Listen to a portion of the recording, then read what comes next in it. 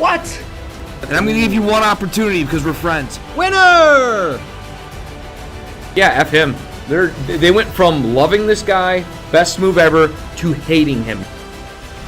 There's nowhere for him to go. I think there's one place. You can't do that in the national team. Do you even know what you're talking about?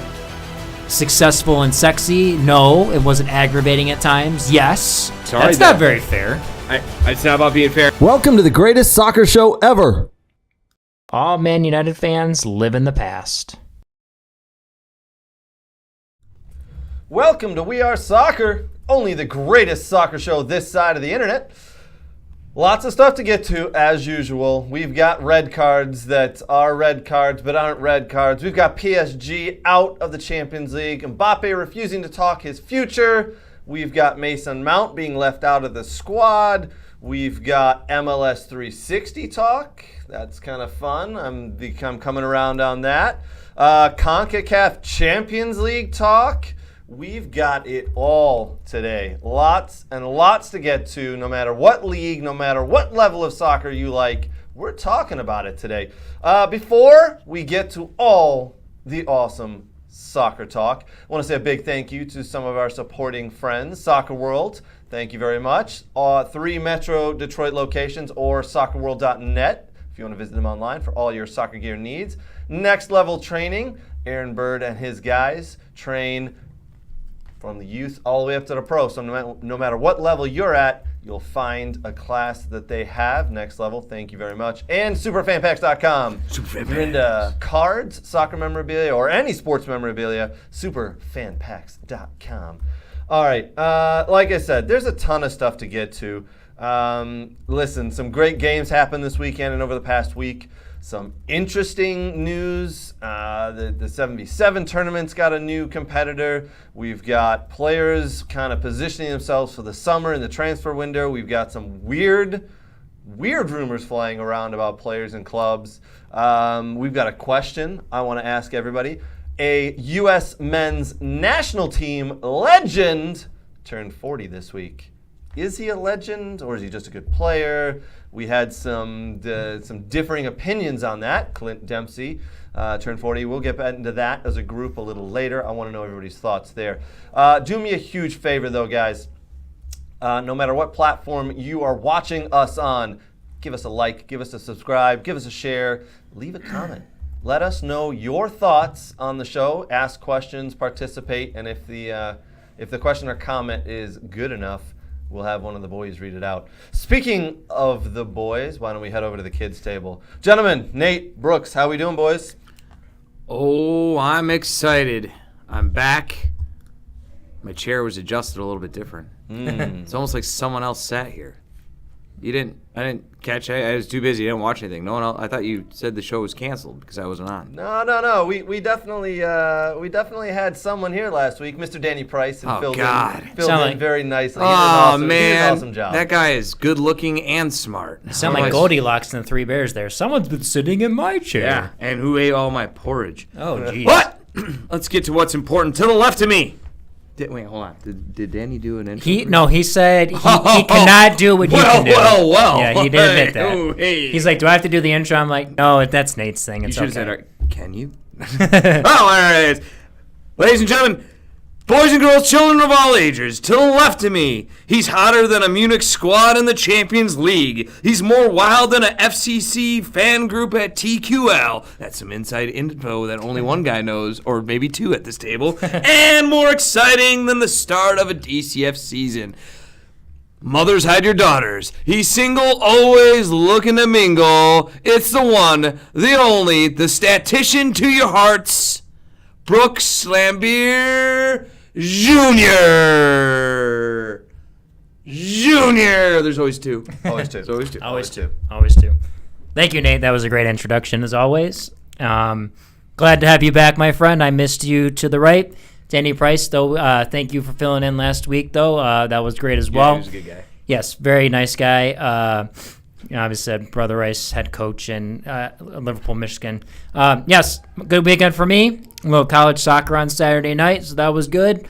Youth scouting will pick up next week, but lots of MLS watching and kind of pay attention to the other leagues around the world. So it was a good weekend for me. Well, it was a good weekend for you. A terrible weekend for Liverpool. After coming off a 7-0 demolishing of their rivals Man United last weekend, everybody had them in bets this weekend to go ahead and beat bottom of the table Bournemouth, and whoopsie-daisies, banana skin slip. 1-0 Bournemouth. Sorry, Liverpool. You just got CONCACAF. CONCACAF, essentially. Or maybe the league is not just one game, but a body of work. And sometimes shit happens. You're not wrong. You're not wrong. Liverpool, though, not a good display. You lose 1-0. I mean, that for all the boasting the Liverpool fans have been doing for the past week, I think they've gone into hiding this weekend after that 1-0 loss. And their rivals, Everton, won 1-0 against Brentford. So Making it interesting at the bottom of the table. Making it very interesting. We'll put that table up shortly, but some interesting results there. So Liverpool lose 1-0. Everton win 1-0. Leeds tie Brighton 2-2. That was an interesting game. I called that one, to be honest. And Chelsea finally score some goals in the league and win with one of their best players out, not injured, not even in the match day squad, the 18, left on the bench because of rumors that he has not signed a new contract and is refusing to sign a new contract. He wants a lot more than what he thinks the club is worth. Mason Mount to Liverpool. But do you think it's really just money? Like, would you, if you're a player that was on this current squad, would you want to come back? Look at how they're acting. I'd want out. I'd want out immediately. It's a disaster. I would be like, you can't guarantee me crap. Look what you're doing. Yeah. You got 23 forwards or 82 wingers. Like, you're buying guys left and right for funny, for fun. The ownership group. What's my security? Where am I in this? I'd be looking for the exit door. You're 100% right, Nate. And I will say last year they offered him new terms for a contract and he said no. I believe they offered to double his salary at that point. He said no. They've offered him new terms now. He's saying no. The price tag, the valuation that is thought to be put on him is about £50 million. I think it's a fair evaluation. I think he's a good player. But, Nate, you're right. I think he's like, you know what? I'm not signing a new contract with this club. I want out. You're bringing in players left and right. I don't think my playing time is going to be where I want it to be. I want out of this disaster of a club. Good call there, Nate. Now, it does bring up kind of a funny situation. There is two players there at Chelsea now who are in and around the 35 to 50 million pound valuation mark who will be leaving this summer. Where do they go? There's not a ton of teams who can take them, and the two players we're talking about, one is Mason Mount, as we said, the other is Christian Pulisic. Pulisic finally back and healthy again and playing. With a beard. With a beard. With a full beard. Sporting a new look there. Yeah. Maybe he's just keeping warm. Maybe he's just keeping his face warm I don't during know. the cold winter months. Is he trying to look older? Tougher? Manlier? I don't think he should try to look older. He should definitely look his age because that's probably going to benefit him. Yeah. We've had this conversation before, guys. I still think, and actually it'd be funny, I think both of these players, Mason Mount and Christian Pulisic, end up at Newcastle. I think both of them would fit in well there. With Harry Kane. I'm going to say it. I still think Harry Kane goes to Bayern Munich. I know Danny Price was very much against that. Yes. I will say Harry Kane's either going to Munich or if he wants to stay, he'll go to United.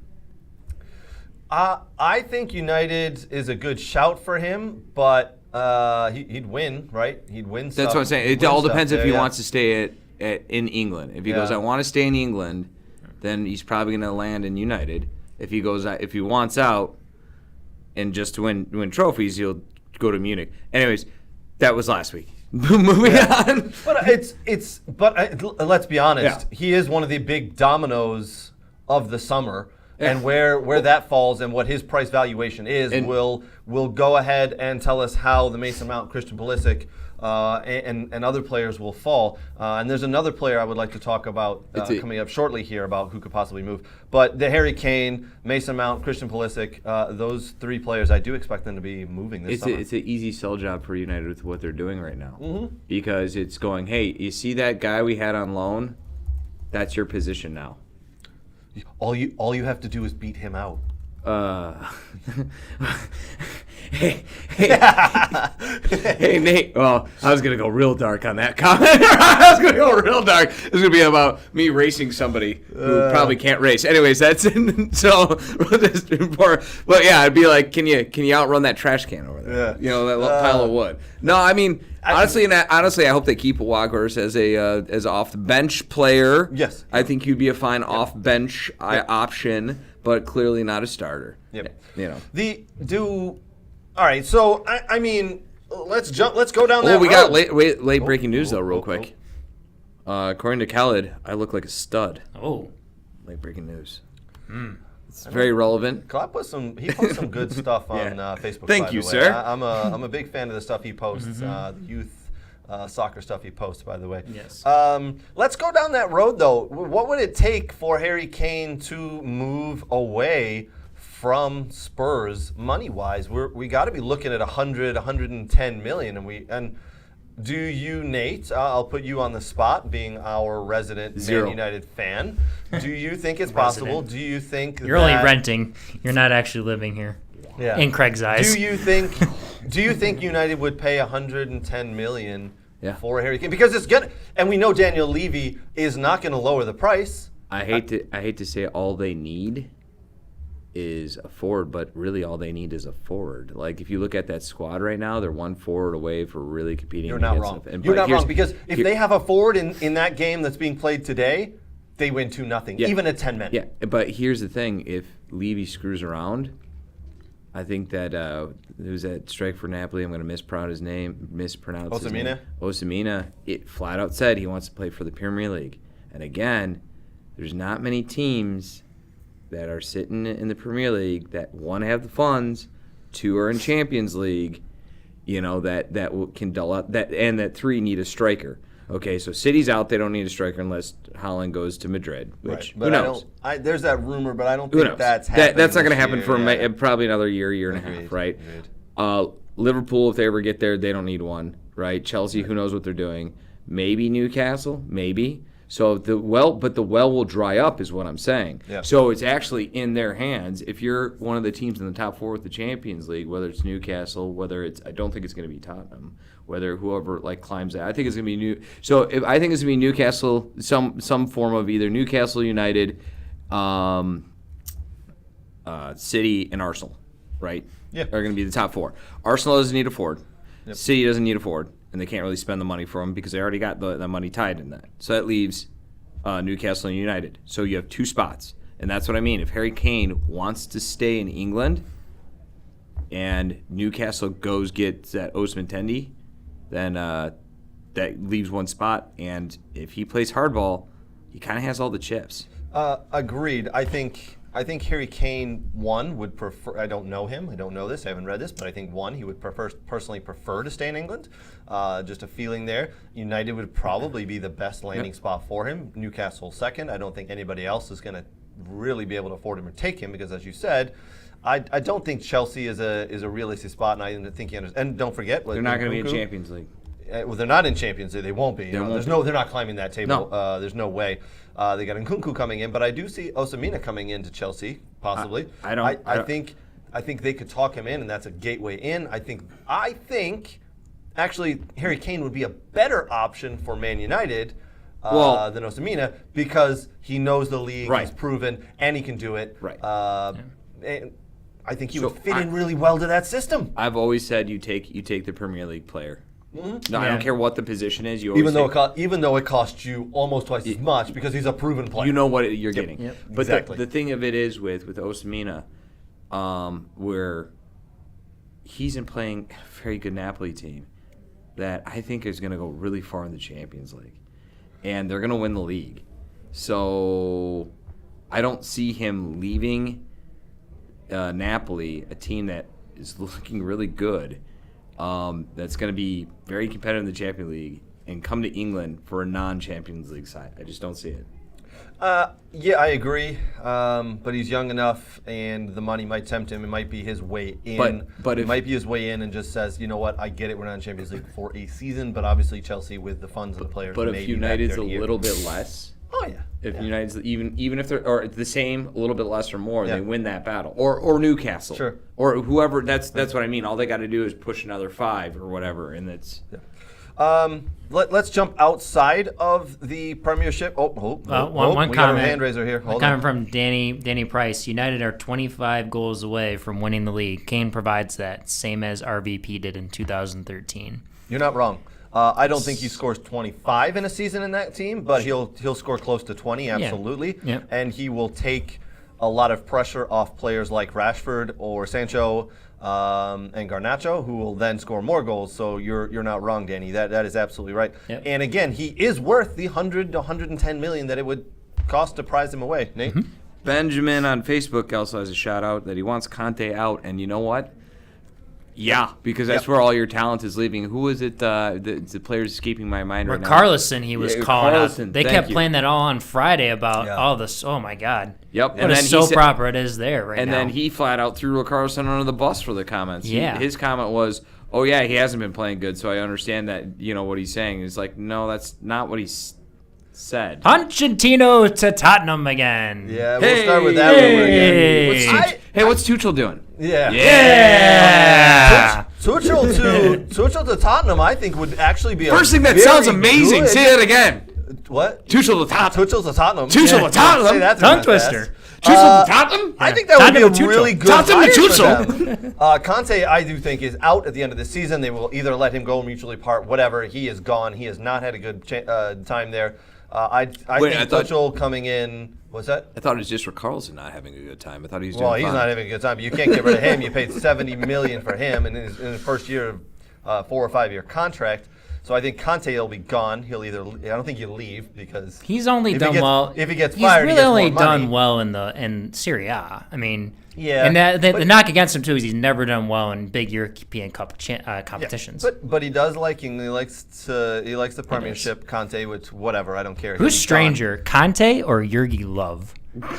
They're both weird men, gone. that's for both sure. strange-looking dudes. Well, no, they say a lot of Well, weird hold on, things. Hold on. Yes. Yeah, but hold on. Jurgen Love is more of a. I mean, at least Conte didn't smell his finger, but well, you know. he's like a he's like a harmless dog. Yeah. Like you're like all right. Where Conte's like angry and weird. And he lights up Yes. if you could let Conte smoke on the field, I think he would do that. Oh, 100% Yeah. he would. Yeah. That'd be absolutely. wonderful. That'd be funny. That'd be Yeah. awesome. It would. I wouldn't doubt he goes into at halftime and has a cigarette. Absolutely. Yeah. Oh, the stress. But I think he'll be gone at the end of the year. And I think Tuchel would be a good acquisition for Tottenham, and he could turn that club around. Again, Daniel Levy has to get out of the way and let the man do his work. Nate with his hand up. We have again late breaking information. Yes. Late breaking information. Glenn heard Ronaldo sucks. Ronaldo sucks. If Glenn is really on there, was his No, he birthday- is. That is. Glenn is. He is. It was his birthday the other day, so happy birthday, Glenn. Glenn! He's Craig. in Florida, actually, lucky bastard. I'm a little insulted when I have late breaking information. It's never made up. No. Correct. Where's your other brother? Apologies, Nate. He's probably drinking, watching TV somewhere. We need the Hearn family on the Yeah. show. Come on. Yeah. Yeah. All right, I do want to jump in and talk about something we spoke about back in November. I had a couple of people on the Facebook group. If you guys are watching and you're not on the We Are Soccer Facebook group, get on there. It's got some great discussions. We put some thought-provoking things like this one. Yes. And funny memes. And funny memes. Yes. I called it back in November, and I had several people jump on me and say that'll never happen. It's crazy. Jude Bellingham to Real Madrid. Oh, yeah. Wait. Danny Price he wants a bet, by the way. Oh, yeah. Have you done a bet yet? We will talk about that. We will Yes. talk about that. I don't recall anyone calling that crazy though. Like There were- Brooks, I- I didn't. You didn't. We were No, like, no, okay. not you guys, not you two. I'll Oh. go back and find it because obviously it's Yeah. in writing now. But people are like, that'll never happen. Yes. It's just he will end up at X team or X club or will stay where he's at. And Sure. I said, I don't think so at all. Yeah. And everybody said, well, look at the midfield that they already have. And I said, that are like Toni all Kroos my and age. Modric, who are in their mid-30s, and Modric is 37. Yes. And has yet to decide what he's doing next year. Yeah. So anyway, that rumor is now heating up again because as Dortmund were in London this past week playing Chelsea, Chelsea knocked Dortmund out of Champions League there. Jude Bellingham's dad was there, and he spoke to Real Madrid, who were in town to speak to him. Now, rumors have come out that not only did they meet last week, they met the week before. Jude Bellingham's dad flew to Spain to meet with Real Madrid. So that is heating up. I think that is going to be the really big domino, the first domino to fall in the transfer window this year. It's going to cost $125 million to prize him away. Yes. And at 19 years old, they will then have their midfield set for 10 Yeah. years. Which, Yes. Chenvingo? 10 Yeah. years. That they would be set there. I mean, that's... Now hold on, Nate. I would like you directly. Hello. 125 million for one player. Yeah. Central defensive midfielder there. It's like going right nowadays. Yeah. Is that not Over 100 prob- million? Even if it gets to 150 million, is that not still a bargain because you'll have your central midfielder So, set for the next 10 years? What did Chelsea spend on that Enzo Martinez from Benfica. 125 million, but prices usually go up in the January Yeah. window. But yes. Yeah, no, I don't care. That's he was a one-shot wonder at Benfica, and did okay in the World Cup. Yeah. Versus a 20-year-old that not only did well in the World Cup, captains Dortmund, on Dortmund's like starting radar for numerous years. He is worth way more than him. Bundesliga is way harder than that league by far. Right. I mean, is it not? I think the price is. I think it's a bargain if you can get him for that price, right? Yeah, of course. Yeah. I mean, absolute bargain. Not, if you can get him for that. but that's what he. I would say he's Bargain. definitely going for more than what Chelsea paid for sure. Yeah. It's gonna happen. He's a better player. He's been doing it longer, and plays for a better league than he did. So yeah, I can absolutely see it going well over that, and I don't think it's gonna be 125 million. I think it's more in your 130, 40, 50 range. And that's what it's going to be. Yep. And that's why he's not going to probably go back to England. My only thought was him going back to England was due to family reasons, and maybe wanted to be connected with him. And that was just based on the documentary that I saw, to be honest with you. So that's just what I think, What do I know, though? I'm just a Bundesliga slappy here. That'll be the first domino. Wait, what league does he play for again? The Farmers. Bundesliga. Oh, Bundesliga. okay. MLS. Bundesliga. Yeah. Oh. And those rumors are heating up about Firmino possibly heading to the MLS. St. Louis City. City, who's doing very well, by the way, St. Louis City. Yeah. Those rumors are heating up that Firmino, who has said he is leaving Liverpool at the end of this season, he's not signing a new contract, so he will be a free agent. So yes, the rumors of him heading to MLS are going to be there. But as of this weekend, rumors are now coming in that Barcelona want him. I think that is probably a done deal. Benjamin sorry, says Brooks. ain't no way What? he's moving to MLS. Yeah, I was gonna say, don't kill my dreams, Ben.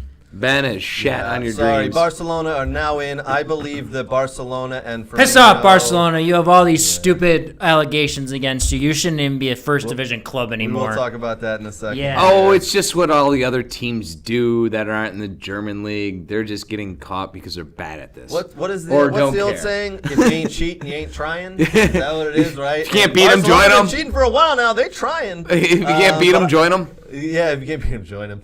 I do think that Barcelona and Firmino and his representatives have been talking for probably a couple of weeks, couple of months now, saying don't sign a new contract, be a free agent. This is how much we'll pay you coming in the summer. Yeah. Barcelona do have a lot of work to do to clear some clear the wages of old players to get Firmino in. But I do see him playing there for. What if he went back to Hoffenheim? Why can't he go back to where he came from? I think The that'd be great. Bundesliga? That'd be great. What if he Firmino? Yeah. I don't think it'll happen, but it'd be great. Yeah, Hoffenheim looks to be regulated, but because he'll make a lot of money in sponsorships and sell jerseys and attract fans in Plus, MLS. Say he played for Barcelona at the new camp, and Yeah. we all know about that. Let me ask you a question. Is that Mr. Ben Leitner? No, this is No. Benjamin. Yes, yes. He's a Real Madrid fan, and is. it's also his job to be a Yes. Real Madrid fan. He also wants to ask us about Moises Caicedo moving away from Brighton, which I don't want that to happen there because he just signed a new contract. He did just sign a new contract, but I think they signed a new contract and they put a clause in there for a certain amount. I can't believe Brighton held on to him after being offered £60 million this winter during the January window. But I do see Moises Caicedo leaving in the summer. He definitely wants out. He wants to go to, sorry to say this, a bigger club than Brighton. Brighton's Wait, not what? the biggest club in the world. Brighton's not a huge club. They are. Don't tell Brooks. Yeah, Top they- 8. Yeah, shut it. They are. They are. In my Don't you eyes, shit on in his my Seagulls. eyes, you're top 8. You're a big club. Wait, where's Villa sitting? Below 11th. them. So they're not a big club. They're a pretty small, tiny club. Wait. Are we basing this on current come on. standing? Wait, hold Yes. on. There's no way. Okay, the one thing that they have in common, though, no matter where you're sitting at the table, both teams beat West Ham, right? There's no way you go out and tie to West Ham. I've been driving a lot, so I didn't see any results say there's tied no way. There's no, come on, you're messing around with me. There's no way you tie that shit-ass team. No way. What about Southampton? You mean when you're robbed with a red card? Scandalous. Transition to the new topic. Transition. Yes. Oh, Segue. my. Yes. And this segue was brought to you by Shithousery. When in doubt, Shithousery gets things done. The refereeing in that Man United Southampton game was astonishing. Astonishingly bad. Probably that Anthony Taylor will now have to answer to Somebody. the FIFA Pro Rel, whatever it is, the referees, because that was bad. That was absolutely astonishingly bad at how there should have been 3 or 4 red cards in this game, not just the one. An English VAR, man. They just don't know what they're doing. Bad. It was really bad. I think I read something. They brought Howard Webb back to try to fix things because I don't think he was in charge of what they were doing. He was in charge of correct, and I don't MLS. think So he's the answer. I'm going to put aside my comments. Okay. I'm going to put aside my thoughts. Oh. I'm going to put aside my beliefs. I'm going to just rehearse or tell you what I heard while listening to the Arsenal game on the way back from Cincinnati. They chimed in with the red card that was given. Not my words, theirs. Basically stopped commentating on the Arsenal game to say how bad of a call that was, how it shouldn't have been a red, how that ref doesn't understand the game, and has clearly never played before. Also stated how upset the Southampton's fans looked that he even was given a red card, and they felt sorry for him. That's basically the summed up version of a 5 to 10 minute spiel during a completely different game that they're supposed to be commentating on. Interesting. Their belief, not mine. So, Listen, I 100% get it, and all the justification that I've seen of why it shouldn't have been a red card is because there weren't more red cards given to Southampton. Irrespective of the other red cards that should have happened, that was 100% a red card. I have watched it in real time and watched it in slow-mo. You go into a tackle with your studs up, in 2023, it is 100% all day long a red card. Yes. I don't think it's a red card. If We want to debate it, or we can cut to the chase, but I don't think it's a red card. that player's leg gets snapped, his career is over. Okay. Is that in the How rule? is- Is that in a rule book? If a player's No, what I'm if saying is and that buts? is that what it's needed? Because Okay, then how no more- is- okay, how is no more it slide not? tackles. Because he got the ball first. Okay, no more slide tackles. You happy? How, No more, explain to me how no more it slide is- tackles. You're right. Explain You're to me right. how it is not but a red card. Your logic. you go Your in- logic is if something bad happens. No, I don't care. He was lucky his leg wasn't snapped in half. No, I'm it glad wasn't even Just close. It because wasn't even close to that type of that's not what I contact. said. How is it not a red card? Because it was given as a red card. VAR. No, it was given as a yellow. It was given a yellow. Given as a red. It was come back and changed to be a red card. It was given as a yellow, and then in super slow mo, they decided it was a red. How is it not a red card? Why wasn't it given a red card in the beginning? Because the referee's an idiot. That's why he missed the next two, because he's a really big idiot. But more referees came in. It was a controlled. It was a controlled tackle. That was not a controlled tackle. It was 100% a controlled tackle. So he meant to go high, studs up, mid. He got the ball, and it doesn't matter. You understand the ball's round. No, he got the ball completely. He got top 10% of the ball, and then his foot made contact with completely the middle to top surface of the ball. His foot slipped over the ball, got the player. Is it a yellow? Yes. Is it a foul? 100%. Is it an instant red? No, it's not.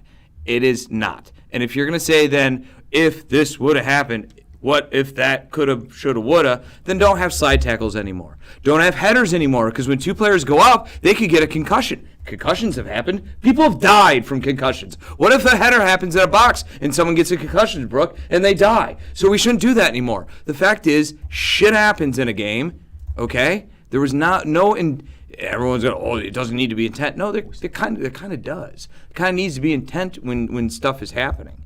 And to me, yeah, it wasn't even a bad tackle. He went in for the ball. He got the ball, but his trajectory and speed of getting the ball and committing to it ended up something bad happening. And yeah, even though it was a quote-unquote accident, a foul's a foul, and yeah, it's yellow. It's yellow all day long. It's not a red. Okay, understood 100% where you're coming from. Mm-hmm.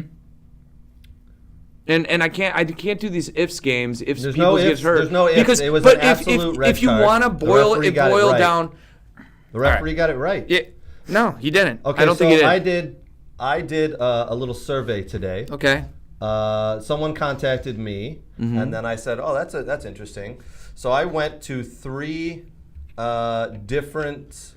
Let's just say there was 3 or 4 on the Facebook group, Man United fans, who were saying it is not a red card. And I said, okay, I get where you're coming from. I then contacted 3 Man United fans outside of Facebook who I consider to be, my term, not theirs, delusional Man United fans. Anything and everything is red-tinted glasses. And I said, listen, yes. I want to ask you the question, the Casemiro tackle, red card or not. Now, before I tell you what they said, I will say, all 3 players I contacted who are delusional Man United fans have played at a very high level in this game. And every single one of them came back and said 100% red card. But, and there's always a but, the referee missed the other 2 that should have been red cards. Yes. I said, yeah, absolutely, agreed, 100%. The tackle on Garnacho, disgusting. Scissored, should have been a red card. I can't argue with that. That is absolutely, that player should have been sent off. And I get the other one, who was the other one who got injured? There was another tackle from a Southampton player who should have been red carded and sent off.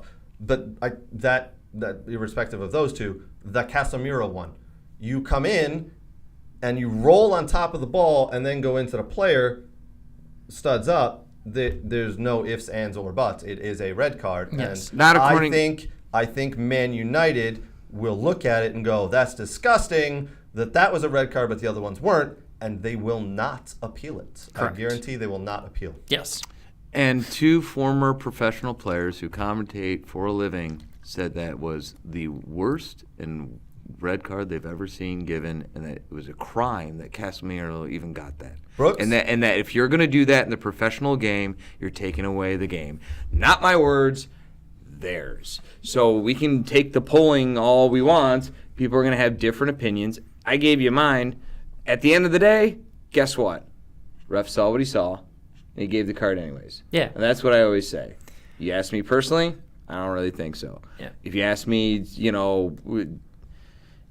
this is why I hate VAR and still frame pictures. And, I see things and people putting up pictures from the Chelsea versus Leicester game where that player went right in. And that should have been a red card as well. And you can see where, hey, these refs are all over the map right now in the Premier League, and that's probably the frustration of the players too as well. But when things happen like that, and it's clear that those should be red cards, and then something that's debatable, and I'm sorry, I think it's debatable. I think it's very debatable that under their circumstances and what he made contact with first. I think it's really debatable if that should be a red card or not. I mean, listen, you're a coach. Do you teach your kids when they tackle to go high on someone or go low? Do you think he meant to go high, or do you think he hit the ball and meant to get the ball, which he did get? He hit the target that he intended. But you never go into a tackle going up on the ball. You go on the bottom of it. He was going down the way his body went in. His foot rolled over and tagged the guy's leg. He clearly went. His clearly whole had body his was leg knifing down. Yes, he clearly hit his leg after his foot rolled over the ball. No. He clearly went into that tackle and didn't start low. He clearly stayed high. It bumped. It hit him. It doesn't matter. Like when you never go high into a soccer ball on a tackle, it's always going to be red card if you go in high. That's always. When you show studs and go high. Like there's always going to be some card involved. You know what I teach my players? I teach my players to react and do what they see. I teach my players to go in hard. I teach my players to be aggressive. That's what I teach them. You guys are acting like in midair he was able to stop and evaluate how he was going in. You can do that. If you look how he went in, it was not even that fast. His body was angled down. Yeah.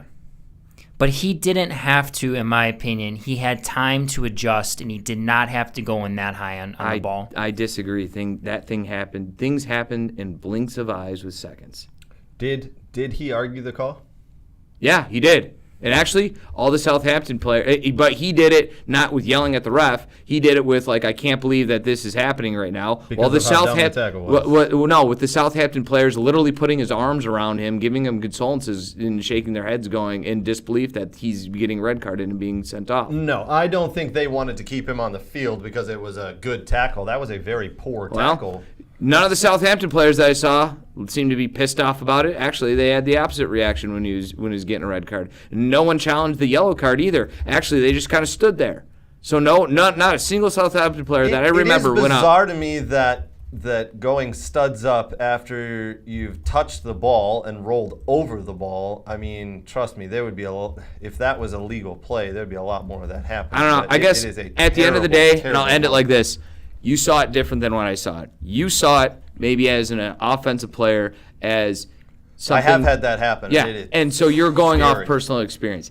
I, as a defensive player and someone who plays, or watch a more of aggressive league, and I do think the Bundesliga is a little bit more of an aggressive league, and they let things go a little bit, look at that and go, yeah, I see how that's a yellow, and yes, I see how it's a foul. I do not view that as a red.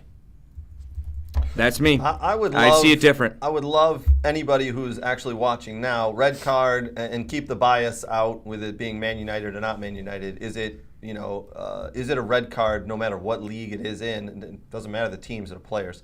I want to know people's opinions there because, again, I think the referee and the VAR ref had a nightmare of a game, and they should be disciplined. Well, for the other ones. The tackle I brought up on Felix in that other game should have been absolutely a red card. You want to know who the ref was and the VAR person? Yep, Anthony Taylor. The same. So wait, is that one is a red card, but the other one, this one isn't? He didn't even get the ball in that one. There was no contact to the ball. Yeah, there's a huge difference there. You don't think there is?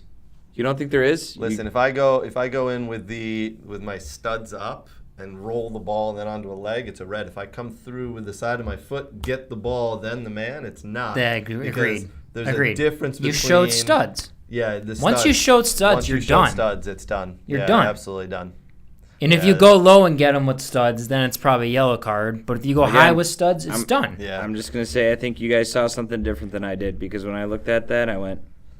We do have one or two referees on our Facebook group who I believe are I don't know what Mike B is. I don't know who he supports. I can't remember at the top of the head, but he was the first one to post it, and he said absolutely red card. Yeah. I think Yassine Benchbana came in and said a red card as well, and I don't know who he supports. Again, it shouldn't matter who you support, but whether it's a red card or not, right? Bet you can find some referees that don't.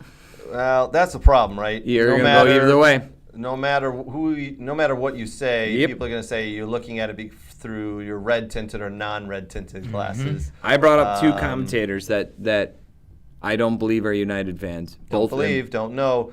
They're Let's- pundits. let's They're look it up. pundits. They're supposed to. They're you know supposed who- to do that. You know who I'd really like to hear from is They're pundits from Brian a different Dunseth. game. Let's Who? Brian Dunseth. Sure. He's a huge Man United fan, and I would love to know his thoughts because he's played at the top level of the game. Yep. I couldn't find if he had mentioned it on Twitter today. I was looking. Because he's for a huge Man United huge fan. Man United slappy. But yeah. he's usually pretty upfront. but he's level-headed too because he's played the top level. Bro, Books, it's two pundits on a different game clicking over to comment on how bad they thought of a red card is. That's my point. They weren't even on the game. They said, yeah, we have it, in the background. They stopped talking about the game they were supposed to be punditing on. If that was my game they were talking on and they switched over and talked about another game, I'd be freaking pissed. Like, I don't give a shit about the other game. What about my game? I mean, Arsenal was up like 3-0 by then, so maybe they're just kind of bored. But yeah, possibly. Are we ready to concede that Arsenal are now the champions? Never! Ready to concede? I mean, they just keep chugging along. No! Here. Yeah. Keep chugging along. I mean, I still think City- 11 to 12 games left. There's still a chance they could slip, but man, they destroyed Fulham today. Yeah. I don't know. I guess not. I'm not a City fan, obviously, but to me, I can't buy it until it gets there. You know what I mean? Like, anything can happen. They're only 6 games back. They have to play City, right? So 6 points. 6 points back. yeah, or 6 points back. Sorry, they have to play them. So to me, I don't know. I don't know. Like until it gets there, until the fat lady sings. Yeah. It's too much, because they play when they play, Arsenal plays City. If they beat them, then now we're talking about a 3-point swing, right? And anything can still happen. So I don't know. I can't buy it until we get there.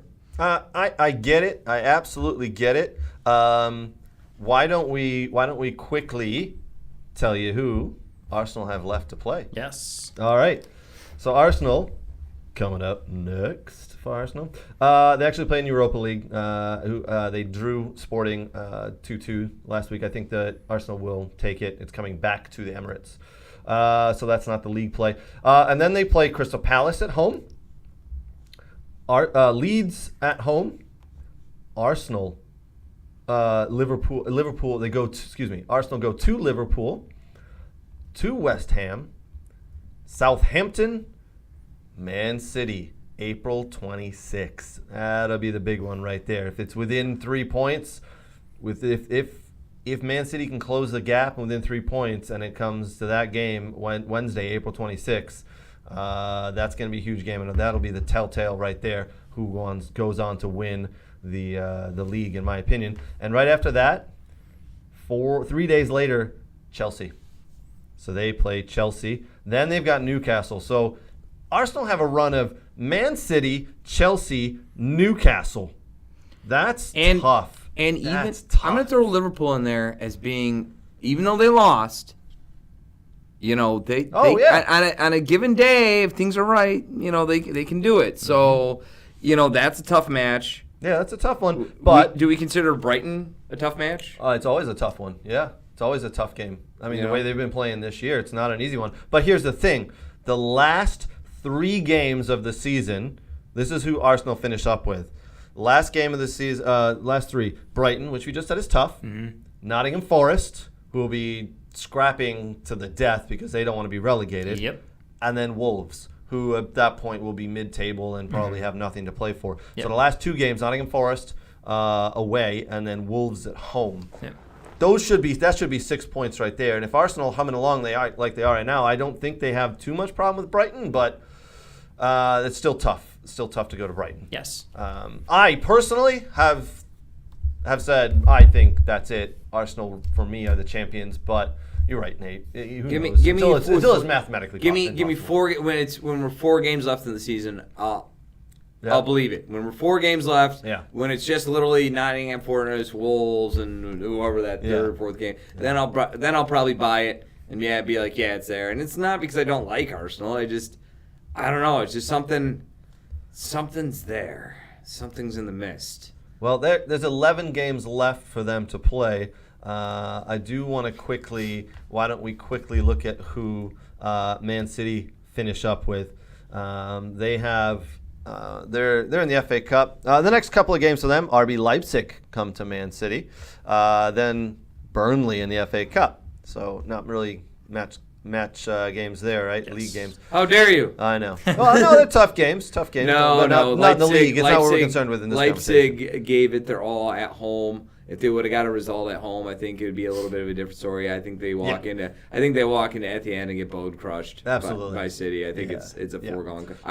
I'd be greatly surprised if they score. Yeah. I agree. I agree with you there. In the league, Man City finished up with Liverpool, Southampton, Leicester, Brighton Hove Albion. There's that April 26th game against Arsenal. Fulham, Leeds, Everton, Chelsea, and then Brentford away. So they've got 2 or 3 games. I mean, that Chelsea game could be a tough one, obviously. The Arsenal game's a big one for them. They've got Liverpool because, as we just said, on any given day, Liverpool can come to play and beat someone with a big score, as we talked about. Yep. So it's going to be a good, fun run-in to the end of the season here. And again, I just think this is a different Arsenal team. I really hope they pull. I think it's better for the league if Arsenal wins because we all at the beginning of the season said, "Man, City, they just got Haaland. He's scoring goals. They've got this. This is easy." I think it shows that, hey, man, this can be done with. You don't have to buy £100 million striker to win the league. So I think it'd be fun. And the reason why I root against Chelsea, with the same things, I don't like how they went about or what they're doing or what they're going about. Even though City hasn't quite done it like that, it's nice to see a team that didn't just go out and buy every single player they could, build a squad that gels together and actually win something. Yeah, I agree. Here's an interesting topic I have for us to talk about, which kind of lends itself to the end of the season. There's a report coming out now from FIFA Pro, which is the union for the players. Yep. They're warning right now against player workloads, which is risking more injuries, stress, and worse performances. Yeah, I believe those guys just want to get paid off. But I believe it. Yeah. I mean, we just had a World Cup in the middle of the season, right? Yeah. So we've got way more games than ever's been played before, and then you put a World Cup in there as well.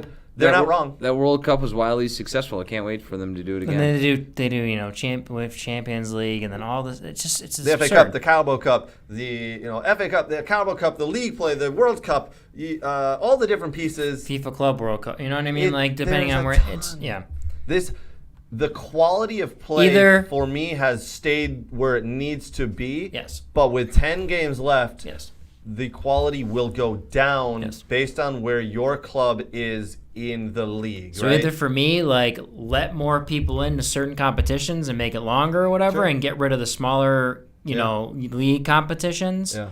Or shorten them, or like I've always said, stop with the stupid home and away stuff, the legs. I know that's traditional soccer, but just do one and done. Yeah. It's absurd. The competitions, why does there have to be, you have Champions League? Why in the round of 16 there has to be 2 legs? Just make it one and done like MLS playoffs. Then where do you have that one and done? Can't do it on neutral, right? Can't do that. So is it your home or my home? Just seed teams. How do you seed teams then? Just figure out a way. You seed teams. But no, you can seed wherever they are in the table in their league or whatever, points or whatever. Figure it out. Figure it out. 16 teams. It's easy. You do it like MLS playoffs. It's apples and oranges. You can't do it like MLS playoffs because MLS playoffs happen within the season and all these teams are in the same area. You can do it with the cup competitions. None of these teams play each other. Doesn't matter. How do you determine who's number one? I told you. What points in your league are we want to do? What if the league is tougher? Then flip a coin. And all this happened last year. Or do it like the FIFA World Cup draw. All the qualification happened last year. Do the FIFA World Cup draw where it's like you put it in a bowl and you're like there's the 16 teams and you go hey, this is a 1 seed, this is whatever. I think you're underestimating how important that home field advantage is. No, because I think it's highly important. I think the old thing of like let's do 2 leg, it's ridiculous and redundant. I don't think it's ridiculous and redundant at all. I like the idea, Brooks, of taking away the home and away, right? The home and home, whatever you want to call it. Neutral ground. But in the Nate, States. you are 100% right. You cannot take it away in Champions League, but you could take it away in the FA Cup or Carabao Cup. That's right? true. You could do, because it is in the same country, right? Carabao Cup and and the FA Cup. And they do that for the Pokal. They don't have 2-leg. Right. It's random draw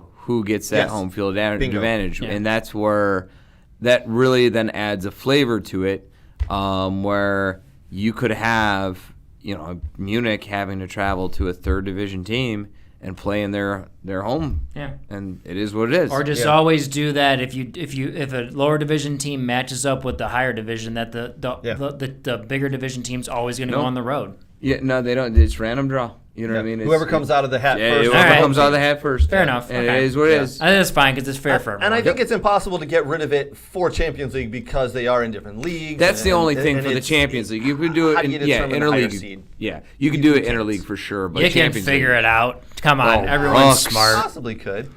Speaking of Champions League, Mbappe and PSG got knocked out this past Did he week. get So- back up again? Yeah, he always gets back up. No, they haven't, because actually there's a bunch of whining and moaning, and they sell papers and clicks and all that, right? Who they get knocked out by in the Champions? No idea. Who was it?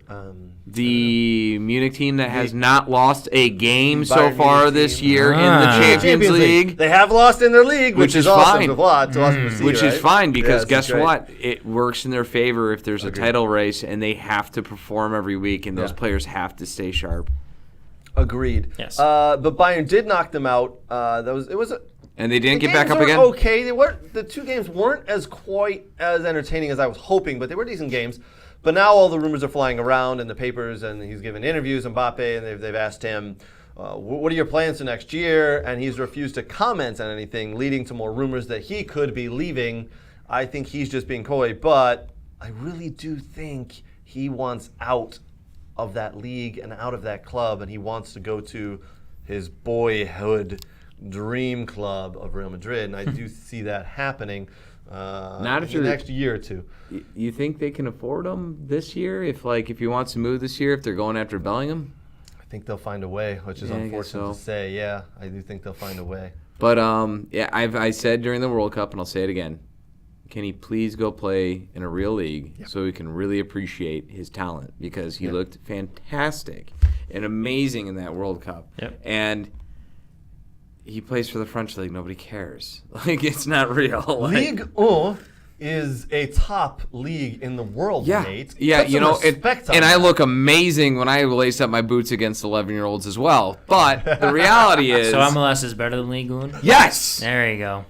I like to hear that. yeah, you're right here first. Besides maybe PSG. Yeah, well, that doesn't count. And Marseille. Actually, so we will talk about MLS coming up after the break, Brooks. I want to talk about Apple TV. I want to talk about MLS 360. Yeah. I got into a very nice discussion last night. No argument, just discussion with people about MLS 360. So I do want to talk about that. Before we do jump to that, I want to talk about 1 or 2 other things before we finish up this hour. Again, though, very big thank you to some of our sponsors and friends, Soccer World. You can find them at soccerworld.net for all your soccer gear needs. Next Level Training, Aaron Bird, Scotty Wright, Renato, Dylan. The boys do a fantastic job. My kid goes to Next Level Training. Nate's got his hand up. Hold on. Hi, So Nate. Yeah. hot news. Hot news. Hot news. Hot and relevant. Next Level Training, I guess, is doing a spring break camp or classes. Nate's going. And I'm going, apparently. No, I realized when I read that message again, that does sound ridiculous. I met my daughter. I'm going to see, we're going to talk. I'm not sure what the spring break plans are, but time off, and why not? Because that could be a fun little thing. You are not wrong. That spring break camp they do is awesome. I think it's $60 a day or $150 for 3 days. It's flexible, too. It's very flexible. And So it is you can do awesome. 1 day. They have 1 day, 2 day, 3 day pricing, and so and that's what I'm going to look at to see. I'm not sure. I'd like her to go maybe 1 day. I think she'd get a kick out if she was here after a game watching the girls training. Yeah. And I was like, does that look like something you want to do? And she said, and so I hit her with a stick. Because that's what you do when a kid, when he hums, and they don't do, you want to hit him with a stick. Yeah, hit him with a stick. And she went, and I went, you want to hit with a stick again? And no, I didn't say it. She actually said, oh yeah, it looks a lot of fun. And I went, okay, well, maybe we'll do a camp. My son has done the Did you hit him with a stick? Camps. No, I didn't need to hit him with a stick. I asked him if he wanted to do the summer camp for next level training, and he didn't need to jumped because at it. He knows the threat. He knows the threat. He knows the stick. But my kid loves the summer camp, so I might be signing him up for the spring break camp as well. Also, big thank you to superfanpacks.com. Sports memorabilia cards, signed pictures, all that good stuff. Superfanpacks.com. One of my new favorites. I check them weekly for all the new soccer memorabilia stuff they have. All right, boys. This topic is very strange. We seem to have something like this pop up every couple of every month or two. Kyle Walker was caught on CCTV this past week. He was. Is that the TMZ of Britain? Yeah. Well, no. CCTV, closed caption TV, is like in England. In England, you can't go anywhere without being caught. I know. On Well, closed caption TV. that's because England's the size of Oakland County. This is true. So So he's in a bar. Yeah. And he's having some drinks with some friends. Oh, this is not going to be good. I know. This is not. Never is. He's caught dropping his pants and exposing himself to some Whoa. women. Yeah. And then they he were goes excited over- to I see thought it. he was married. Oh, he is. And this is not the first time he's done something like this. Wow. How's he still married? Well, have you seen what he's been exposing? If you know what I mean. So You he have. exposed himself, and the women, I guess, played along. He then jeez. goes over and talks to them, exposes himself again. Yikes. and Well, then at first you don't succeed. Try again. That's a professional And then he mentality, starts my friend. pawing like a cat at the woman's breasts. Yes. Very Good strange. move. Good It move. It's being investigated. Hailed as how you hit on women at a bar? Or no? He is, nope. This is not what you do in a good England. look. So this Not wasn't a an good look. English custom I'm not familiar with? You're right. Just because This it's is not illegal an in the English United custom. States doesn't mean it's not proper somewhere else, okay? mean, I'm just trying to yeah. figure things out here, all right? Not from England. I don't know. Maybe that's what you guys do. They don't do that in Germany, right? Well, no, but that's a different country, too. Yeah. And you're also not allowed to drink in Qatar. So I don't know. I'm operating on dark territory here. Yeah. Nope. Definitely That's not not a custom thing? in England. That's there not- are some okay. strange ones, but that's not. Well, one. I'm glad I know Yeah. next time I visit So- because I thought it was a thing based on what I was reading. I mean, why else? Yeah, don't do that. No? Anywhere Okay. in the world. Hold on, let me write this down. Yeah, definitely Anywhere take in the notes. world? Kyle Walker Anywhere. is now What about in the trouble, Philippines? I don't know. In trouble with the Craig? police and his wife. Why? His wife got into it on Twitter with Jamie Vardy's wife. Really? Again, Jamie Vardy's wife comments on everything, and she's a wag that no one likes. I think because she should just talks. have her own social media channel, I just think like she does. of wag yeah. gossip. Oh, the gossip queen Yeah. is Jamie Vardy's wife there. Yeah. But Kyle Walker's wife is none too happy about this because they've got 4 kids together. And again, this is not the first time he's been in trouble. Obviously, during COVID, he had sex parties and was caught with prostitutes. Wait a good minute. Lord knows what this wait. man gets up to Wait. that we don't know about. Wait. How's he still with the English national team? Why would Because he's a very good player. Why but would now you he's want a him? Naughty good player. Wait. Why would Gareth Southgate want that on that Wait. team? He's just a distraction. Wait a minute. Yep, Just go for it, Nate. hold on. Is this the first time you're hearing about the sex parties and the prostitutes? No. with Kyle I just Walker? no. Hold on. Okay. Sex parties. Prostitution. Showing your penis at a bar. How now I'm offended you've gone too far. Yep. Like, I don't know, maybe like the first time you should maybe that's when you divorce him and take half his shit. Like you can take half the shit like in England, right? I think so. I think don't know it- how it works there with divorces. I don't know, but yeah, probably. All right. Sure. I mean, like Or more of it but because now like once, okay, slip up. Twice, meh. All right, 3 times, how dare you? Really? Yeah. Come on. I know. yeah. So Kyle Walker, you naughty boy. Let's keep the pants up. He did play this past week. He did this week against Crystal Palace. Did he did play not the start pants off week. people? Whoa! Hey. He continues He wasn't to exposed make- on the field, was he? Ooh, yeah! Look at that. I can do this all Defensively, night. Make the defensively he national was. team. Ah! Love it. Was he pawing at the ball like a cat on a breast? Oh! No, that was Ederson, or whoever his goalkeeper is that does that. Yeah. I was gonna say Lloris, but he doesn't play for Tottenham anymore. Naughty boy. He's been in trouble before. He's going to be in trouble again. Pep Guardiola said, listen, it was a night out. He was allowed to go. He wasn't part of the team. He wasn't anywhere he needed to be for the team. How is Pep not like, you're gone? With him. I think that was wait. I think Pep is gonna do something bad here and I don't understand that. Fine him. He better get him off the he's but kind of old he too. can't do anything until the investigation with the police. He's kind of old. Like he's kind of getting there where you got to sell him at some point. Oh, still good. Wait. You literally just said, "Oh, it was a night out with some friends."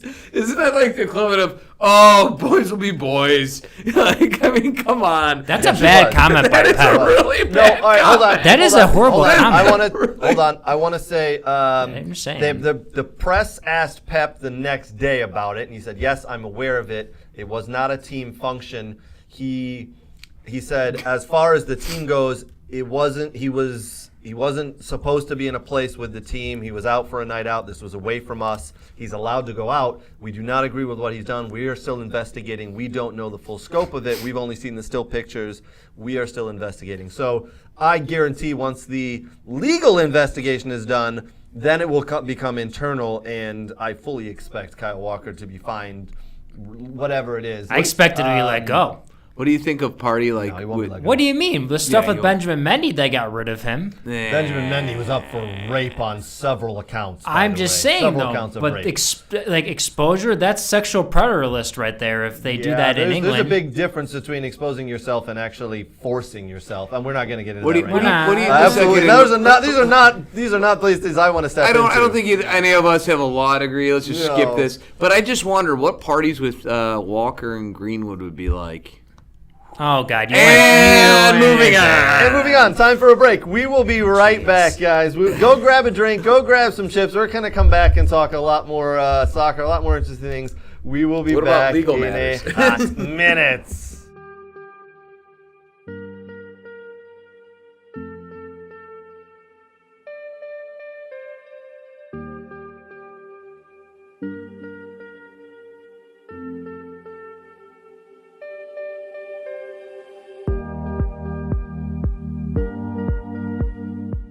Tempo, yes, drop out, good.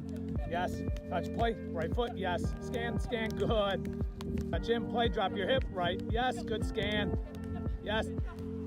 Jay, well done. Good side on touch. Play, see it, yes.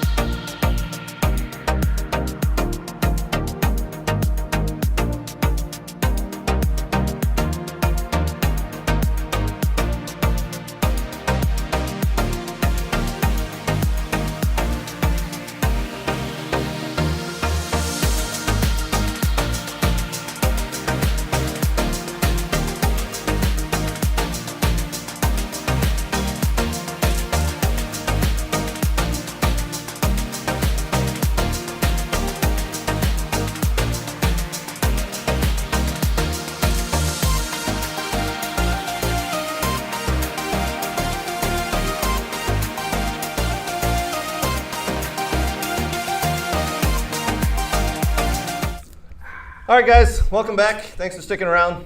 Do us a favor. Give us a like, give us a subscribe, give us a share, do whatever you got to do. Leave us a comment. Kind of couple of comments, couple of things coming in on the Casemiro red card. Was it a red card? Should it have been a red card? Should it have not have been a red card? Some good arguments there. We'll kind of break that off, maybe do something else a little later with that later in the week as well, because I do want to talk to some referees about that, and hopefully they don't just side with their fellow referees. All right. This past weekend was match day 3 for the MLS. I have Apple TV at my house. We've had it for a year or two, so no big deal there. I have T-Mobile for my cell phone. So T-Mobile for the past 2 weeks have offered MLS Season Pass for free. So I signed up, and now I get the MLS Season Pass for free for the year. So this past Saturday, I was like, hey, let's watch this MLS 360 show that everybody's talking about.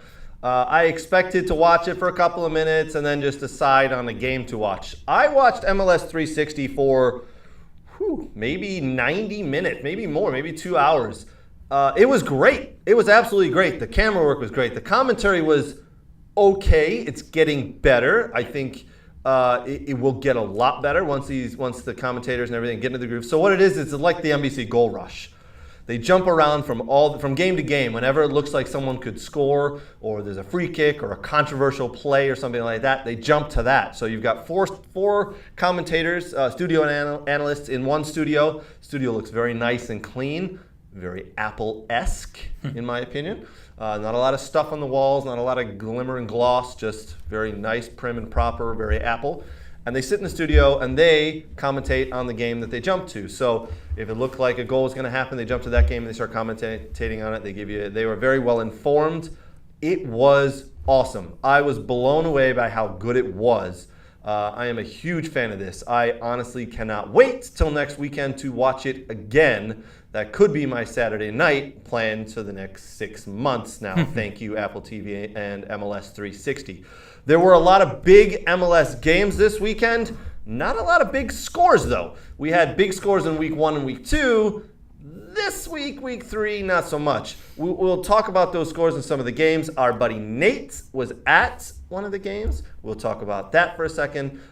Brooks, you are our MLS pundit, our MLS slappy, as we say. What are your thoughts on the MLS 360 and Apple TV having MLS? So for me, I thought it was, I know this is a controversial topic we've talked about, but I liked the move because it's something that, as people have talked about that have, joined Apple, have gone to Apple and joined, MLS Season Pass, was that it allows games to not be blacked out.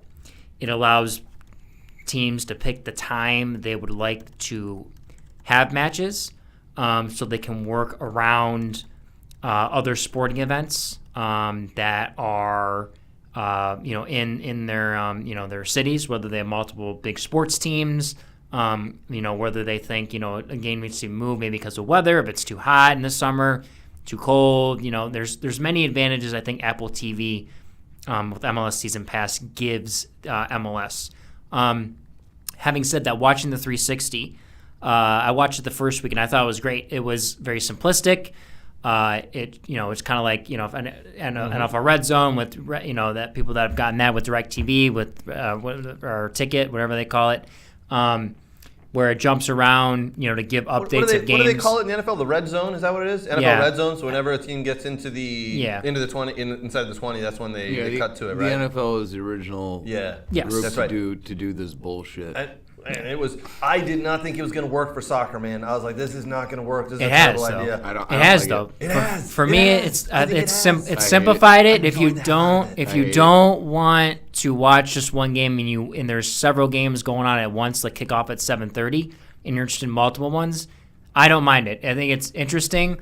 I agree with the people on there. They probably need to improve as they go, but this is a work in progress. I'd like to see a little more from the studio, to be honest with you. It's kind of bland. But it's very Apple. It's very Apple, right? I think it is a little bit bland. And Brooks, you may take off your shoe and throw it at me. Yeah. Listen, and hear me out. Listen, MLS is not the most exciting league in the world. Shut up. Oh, I know. I know. But here's the thing. I'll give you an example. It's poppycock. Today, I'm watching Villa versus West Ham, and I was like, oh my God, I want to switch over. I want to switch this game over and watch You got to find the channel. Else. Or you got to go on Peacock to find it. Right. It's on so many things. It's absurd. I was like, I got to watch this Villa game, but I want to switch over to the Man United game or the Arsenal game because those are way more exciting. Yeah. But I can't. And then I was like, man, if I could watch this game along with the other games, that'd be great. I can do that with the MLS 360. You can have multiple TVs. I know MLS 360 is not paying us for this endorsement. Wait, doesn't Peacock have Goal Zone? They do, but I had to switch over to a different. The Villa game was on USA, so I was like, it was Villa, right? So I'm supposed to there's a watch uniqueness of them switching to streaming, and then Fox having one game, and that's the designated one. But you can also, I believe, get the Fox game. That's because I was watching Charlotte Atlanta, which was on Fox, but I was watching that through MLS Season Pass. So there's a uniqueness to things, that you can do. Right. What happens when they don't sell enough season passes, like reported, and reportedly they will get dropped? So this how long's the thing they have? So this is what's come out this week, just so everybody's aware. It has come out that Apple has, it's a 10-year contract, right? They've got with they're not going to give them just 1 year to do it. They're going to give them a few. It has come out that there's a clause. I'm sure there's metrics of what they have to do. There's a clause inside this contract with MLS that Apple can drop MLS and say we're no longer your main streamer provider here. So there's got to be something that says after it can only happen after several years. There's no way Apple would put this much money, time, and effort into it and only let it last a year. My guess is after year 3. Again, I haven't read the contract. I don't know it. I don't know if anybody there's an option outside of those people in those meetings know where the clause stands. But it is unfortunate to hear that Apple did come out and say that. They can drop MLS at any time and not fulfill the remainder of the contract. Again, I do want to say, I don't know if a lot of people have thought this through, that the reason Apple went to MLS first is because it is a tester for the NFL. Apple... I think it's a tester for the Premier League that they're going to possibly Premier League as well. I think Apple really wants the NFL. They really want to be able to stream NFL games. And how are they going to do that? They got to show that they're capable. They got to show their quality and what they're willing to put into it. And I think they bought the MLS because it's the cheapest league out there that they could have bought to stream. And they're going to do it right for 2 or 3 years. And when the NFL network is ready, that's when they'll go. And Brooks, you're not wrong. I think you're right. They could go after the Premier League because at some point the Premier League doesn't want to do all that stuff. Will eclipse the NFL, maybe? Maybe. I mean, possibly. If anything, they go for the Premier League. I don't see them getting the NFL. Yeah, the I could see like Amazon doing NFL or something. No, the NFL has their own Sunday ticket. They do it themselves. So why would they get unless they're going to give them? The NFL likes multiple networks. They're on Amazon. They were for 1 or 2 years. They were on Twitter on Thursday night. And they had the NFL Sunday ticket access. Yeah, they bought rights to the access. Yeah. So the only thing I'll say the one thing. The only thing I don't like about MLS 360 is I don't like how how they go away with the giant commercial. I don't know why they're not. It's not like split screen or something. Why do they do that? They don't need to go to commercials for a minute. Exactly. It's like every 10 minutes they go to a commercial for a minute. Yeah. They don't need to do that. Just Brooks, you're right. Put it in the corner. Yeah. By the way, Steve just showed his age. Steve Averza. Okay, yeah. In the chat, he says he hates streaming. Oh, Nobody wants cable anymore. They're forcing everyone to stream. Streaming sucks. Get off my lawn, says Steven. Oh, Mr. Steven Aversa. No, that's the way of the world, right? Streaming is now the way of the world. I think he's still upset that his Leicester Foxes are down the table and not doing very well. I love streaming. I've said it a million billion times, and even with Apple now, if you want to really follow your team, you still need ESPN Plus. Yeah. You still need Fox because that's where your the CONCACAF Cups are on, and your league. CONCACAF Champions League is in Fox, so it's FS1, FS2. Cup thing? No, the League Cup is all on Apple TV. Okay. So you still need multiple different networks in order to follow your team if you really want to watch them, and that sucks. I mean, who's to say Apple doesn't eventually have a deal merge with Fox? When they all go to one, then I will. I'm just saying it's. I mean, then that makes sense. Like you talk about, Craig, if Apple merges with Fox, then or does something, or they have a deal, then that's NFL games right there they can do because Fox has so many NFL games. Because there is one game a week for MLS that's pushed to Fox, and I believe the commentators are from Apple, so there is a deal in place there that they're working together to test things out. I do like that it's not the same commentators all the time, so it's like you're not always assigned. Like the regional networks were what they were, but it's not always the same commentators, and they kind of flip around and. You know, like I think Taylor Twellman was saying on one of his when Alexi Laos was interviewing on the State of the Union podcast was Taylor Twellman liked it because, you know, it's like he knew what it was in the games at ESPN. It was all, you know, it's like you know you don't know you don't know which team you're going to get months out in advance. Like you're just kind of it's random each week to week. It may be here, it may be there. I believe as a senior commentator, Taylor Twellman gets to pick the games he wants, so he gets to pick the most interesting game and story that he wants to follow. Nate, you were going to say something there? I say the other issue is did the math. They need to do something about the price because right now it's cheaper to watch the Premier League than it is to watch MLS. You're not wrong. Correct. Because you pay for Peacock. And I think that's what $4. But also NBC, $50 you have to remember this. NBC's not Apple. Like Apple is a completely different because it's not a cable network. Multi-billion. It's a multi. Then they should pour more money into it and make it a lesser fee or do something to do that because right now you're saying. Well, NBC collects all the stuff from people that have cable. Can we all agree that Premier League is better than MLS? Sorry, but it is. Can we agree it's more popular? Hold on. I will agree with you that the Premier League is better than MLS if you can agree that the Premier League is better than Bundesliga. Yeah. Okay. All right. I mean, but I've never questioned that. I agree. So, but it's more popular. Yeah. It's globally it's more popular. I mean, globally, definitely it's more popular. The problem is NBC has. But you're asking. NBC has so many with USA and everything. It's like, I mean, they probably go into the deal that says this many games are going to be here and there. That's the problem when you're just a cable company compared to just a streaming company. I don't care about any of that because if I'm trying to market my product and get more asses in seats and more eyes on the TV, my market is going to be the soccer market. And if my soccer market, if I have my stuff on a different platform than all the other soccer markets, and it's more expensive, it's a problem. They got to fix it. Is all I'm saying. It's not a knock. It's just a comment. Just again, like he's got T-Mobile, so he gets it for free. I mean, Apple does all this. You're not going to get it for free forever, by the way, right? I know he's not. I'm going to have to pay for it again next how year, many people, as I said, how many people buy Apple products and they get stuff for free? You don't get it for free forever.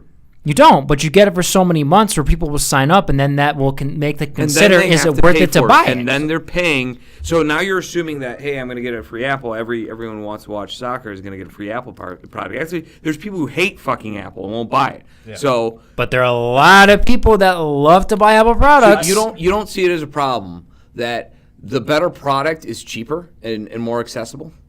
No. Okay, well, I have nothing for you then, because that's marketing. It's cheaper. I don't see the it better as a product is cheaper. problem. People are willing to spend money. It's a massive problem. I mean, I think I see it as, look, people want to watch soccer, and if you want to watch soccer and you want to watch the MLS, this is what you have to do. If you want to watch, there were people. Nate, you might have been one of the people who hated Peacock. But stop. This is not a knock on Apple. This is not a knock on MLS. So don't treat it like that. No. I fucking went out and bought it reluctantly, and the Apple streaming is nice.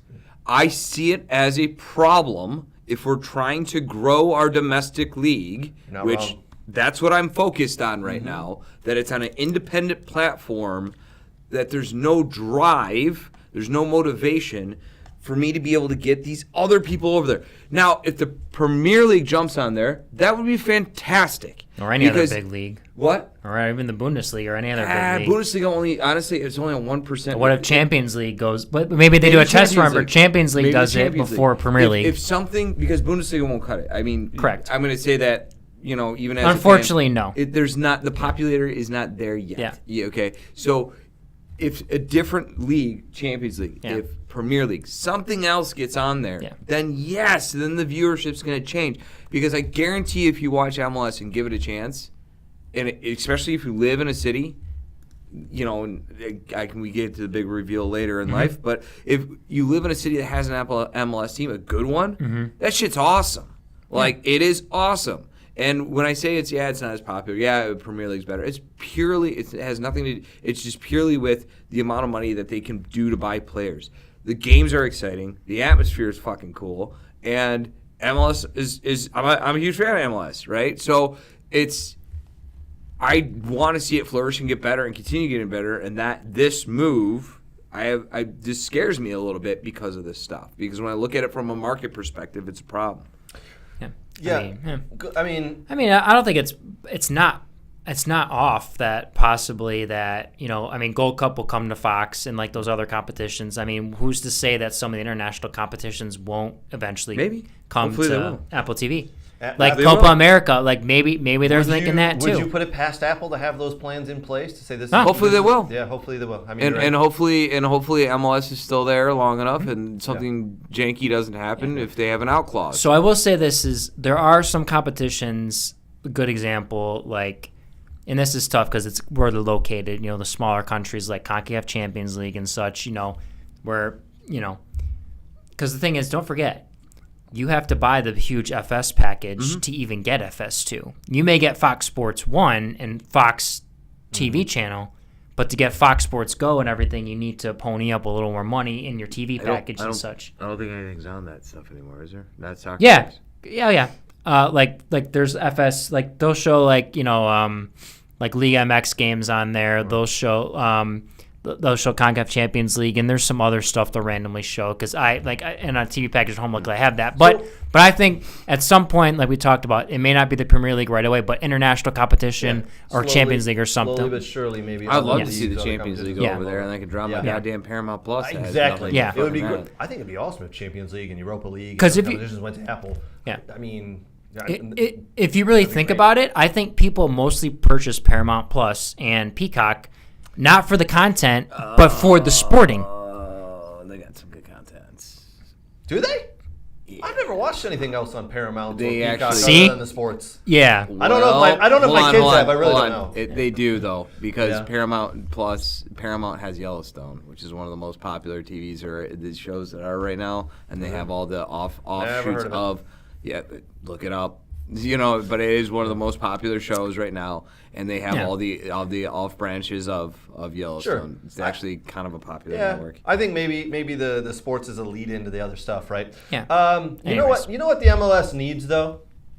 They need a face. They need one big name. No, not your face. Firmino, Messi, Freddy Adu. Freddy Adu. On MLS season pass. I was gonna say just as a player. So Freddy Adu is you guys know how old he is? He's 33. Yeah, he's a year older than me. He's only 33. God, he feels like he's been around forever. He's playing since he's 14. I thought he was like late 30s. He's 33. I mean, at 33, he can still play. He is not attached to a team. He has bounced around to 14 plus teams in his 20-year career. I thought he retired and he finally went into coaching. No, he didn't. He's come back. He said he wants to come back. So the last several teams he's been with, he has been wildly out of shape. Yes. And he admitted that. Last team he was over was like a third division team overseas or something that wanted him years ago or whatever. And they took him and he failed out. So he's trying to make a comeback. He could play in USL. I think he could play USL Championship, but he has admitted that and said, listen, I'm not going to get to the top tiers anymore, but I still want to play the game I love. I'd love a shot. Hey, man, I hate to say it, but wouldn't it be cool if he was good enough to play at Detroit City? Wouldn't it be cool? Give him a guy a chance. I don't know what type of contract you need for him, so I don't want to go. Actually, that'd be awesome. Would you not be like, I may buy a ticket just to go down there and watch him play, just to see if it works out again. I buy tickets to DCFC as it is anyway, so it doesn't really matter. Yeah, I own season tickets, so I'd go, but if he's there or not. But I think it'd be cool. It might attract some interest. if he's good enough. But give the guy a chance. He's gonna find somewhere to play. I am over this Freddy Adu stuff. I think he just needs to jump into coaching. He had a good runaround. I would rather see Clint Dempsey come out and retire at the age of 40 to play in the USL Championship than go see Freddy Adu or Landon Donovan. That's an interesting piece. Yes. Yeah. I hope Freddy Adu finds some peace. I'd rather see David Beckham come out of retirement and play in the USL Championship. David Beckham to come out of retirement. Wouldn't it be awesome if David Beckham played for DCFC and then was servicing balls into Freddy Adu with Dempsey playing defense? Dream team! And Tim Howard in goal. And Tim Howard in goal. And who can we get to coach? Who's our coach? Bruce Renari. No, yeah, I was going to say. Who doesn't have a job besides Berhalter? Greg Berhalter. No. Who was just at the Fulham game this past weekend, by the way. Well, the Fulham Arsenal game today. What's his name that coaches at Cal Poly was like one of the first ones. Who's the guy who owns the team? USL team. Former Landon Donovan? No, commentator. Oh, God. I can't think of his name right now. Player, commentator. Well, Tim Howard owns Memphis. Has a team. No. Older. Well. All right, speaking of Clint Dempsey, he did just turn 40 years old. We posted on the front of the Facebook page this past week. Congratulations, Clint Dempsey, 40 years old. Happy birthday. We put the word legend in there. U.S. men's soccer team legend. Absolutely a legend. There was one or two people who kicked back and said, legend, ?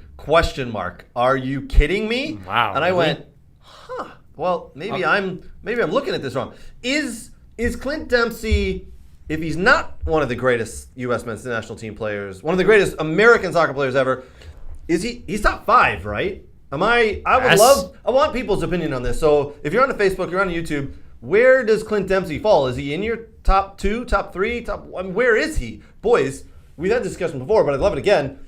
I think he was on my Mount Rushmore. Where does he go? Top 5? I think I put him on my Mount Rushmore for when we did that for US players in general. He has to be, right? Yes. I mean, look what he did in the Premier League. Yeah. I mean, he was scoring goals in the Premier League, and he was probably one of the most, besides, I'd say, probably Brad Friedel as a goalkeeper, and then Tim Howard. I'd say Dempsey was the other one American over there that was actually really consistent and good, so besides Tim Ream now, too. What would you just broadly paint I'm going to ask you guys, would we just broadly paint a brush? What would make a guy a legend? What would make a guy a legend, I guess? Well, I would say effectiveness of play. So did he actually contribute to Fulham? He did. No, I mean just broadly, not even. I'm going to go even more in depth. I'm going to go even more in depth than that. Okay. Yeah. Scores a hat trick in the Premiership. One of the first Americans to ever score a hat trick in the Premiership. He was a leader and one of the first Americans to really play consistently in the Premiership. Take it away from just for a minute, not him. If you're classifying a guy as a legend, what would classify consistent a play? Player? Consistent play. Okay. And it's all different for positions. So how he did the national team. So consistent play in the club and in the national team. Okay. And then, decent stats. You don't have to put up. Okay. You don't have to put up superstar stats, but you need to be able to contribute. So decent stats and then solid contributor. Yeah, and probably play a long time more than exactly. That goes with the consistency. Like you weren't injured. Like it's up with injuries, but you were hanging in there through injuries and you play a lot of games and yada. So yeah. Okay, Greg, you. Listen, for me, the word legend is thrown around way too much these days, right? Mm-hmm. Someone brings you a bag of chips and a cup of water, and they're same with goat. Legend. Same with goat, right? Right, exactly with the goat. Yes. But for me, to be considered a legend, it is someone who blazes a trail and has gone through a path that no one else has been through and succeeds. Okay. Yes. Right? All right. So I do not like Clint Dempsey as a player, by the way, but he was a really good player. All right. I'm just going to run down his individual accolades. Yeah, please. Okay. This is according to the Wikipedia. Fulham Player of the Season, 2 years in a row. FIFA Confederations Cup Bronze Ball winner, 1 year. FIFA Confederations Team of the Tournament, the 2009. CONCACAF Gold Cup Top Goal Scorer, 2015. U.S. Soccer Athlete of the Year, 3 different years. Honda Player of the Year, 3 different years. MLS All-Star, 4 different years. Rookie of the Year, 1 year, obviously. New England Reds. Yeah. MLS Comeback Player of the Year, 2017. IHS CONCACAF Team of the Decade, 2011 through 22. CONCACAF Men Team of All Time, 2001. And Fulham Top Goal Scorer, 2 years in a row. Wow. That's pretty freaking good. Not to mention that he was part of the FIFA Confederations Cup group that went runner-up. He won the Gold Cup. That's who they beat 1, Spain, 2, right? 3. Yep. Yeah. He won the Gold Cup 1, 2, 3 different times himself. With the club duty with Fulham, he was a Europa League runner-up. MLS Cup runner-up with New England Rev. MLS Cup 2016, runner-up 2017, won the Supporters' Shield, and won the Open Cup. And he went to Furman. Yeah, I'm not really sure how you don't classify him as a legend because I just spanned a couple decades there of awards and honors on different teams, different clubs, and for your country. I'm kind of confused. Yeah.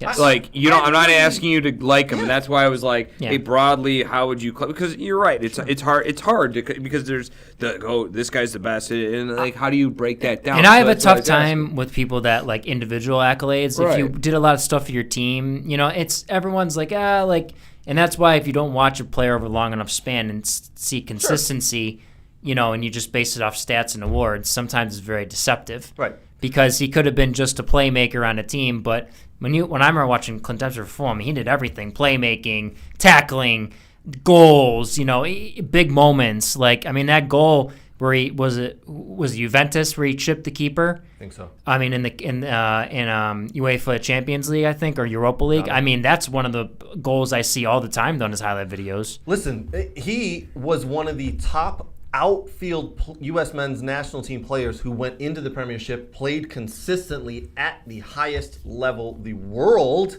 had to offer for not just a couple of months, a couple of years. Yes. He blazed a trail for U.S. men's national team outfield players. We'd always had good goalies, right? Sure. Brad Friedel, Tim Howard, those guys.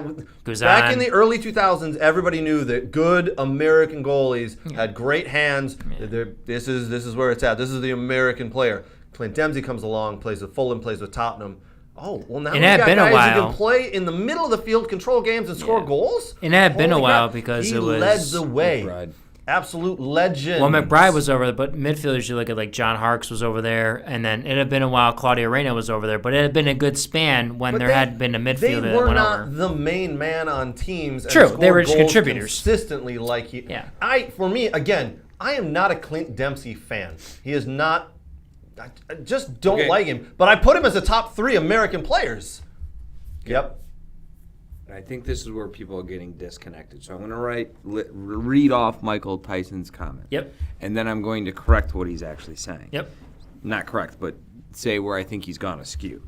He said, here's the problem. Saying Clint is a legend takes away from legends such as Messi or Beckham. It's hard to use that word and be respectful to other legends. Let me stop you right there. Yeah.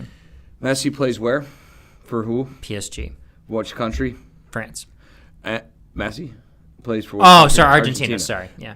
Beckham plays for which country? England. Played for England. Played for England. Yep. So Messi's a legend for Argentina. Beckham's a legend for England. No one's saying that Dempsey's a legend for internationally. We said U.S. legend, U.S. soccer legend, correct? Yep. That's the correction there. Yeah, you might look at his accolades and say it's not much for other players. And you're probably for an right. American player, though. But it's a shit ton for an American player, and we look at him as an American legend. So that's the correction there, and that's what I think maybe the disconnect. And Tim Howard played a lot of years at Everton, and then he started at Manchester United. I don't think even as he did well. Yeah. I don't think he even won as much as Dempsey did, and he played for Fulham. And but I'm not saying I'm wrong, bad. And we're not saying that Clint Dempsey is one of the all-time top 11 legend soccer players in the world. Exactly. But the comment or the phrase that I put up there was U.S. men's national team legend. Correct. Which he certainly is. And that's what we're talking about. U.S. men's national team legend. Yes. Not any. Yeah. Nope. I dislike him for several reasons. One, he turned down Villa when we made an offer to him. The offer was accepted by Fulham, and then he decided to go to Tottenham. Trust me, it was a better career move for Dempsey to go to Tottenham than it was for Villa at the time. Probably. 100% get it.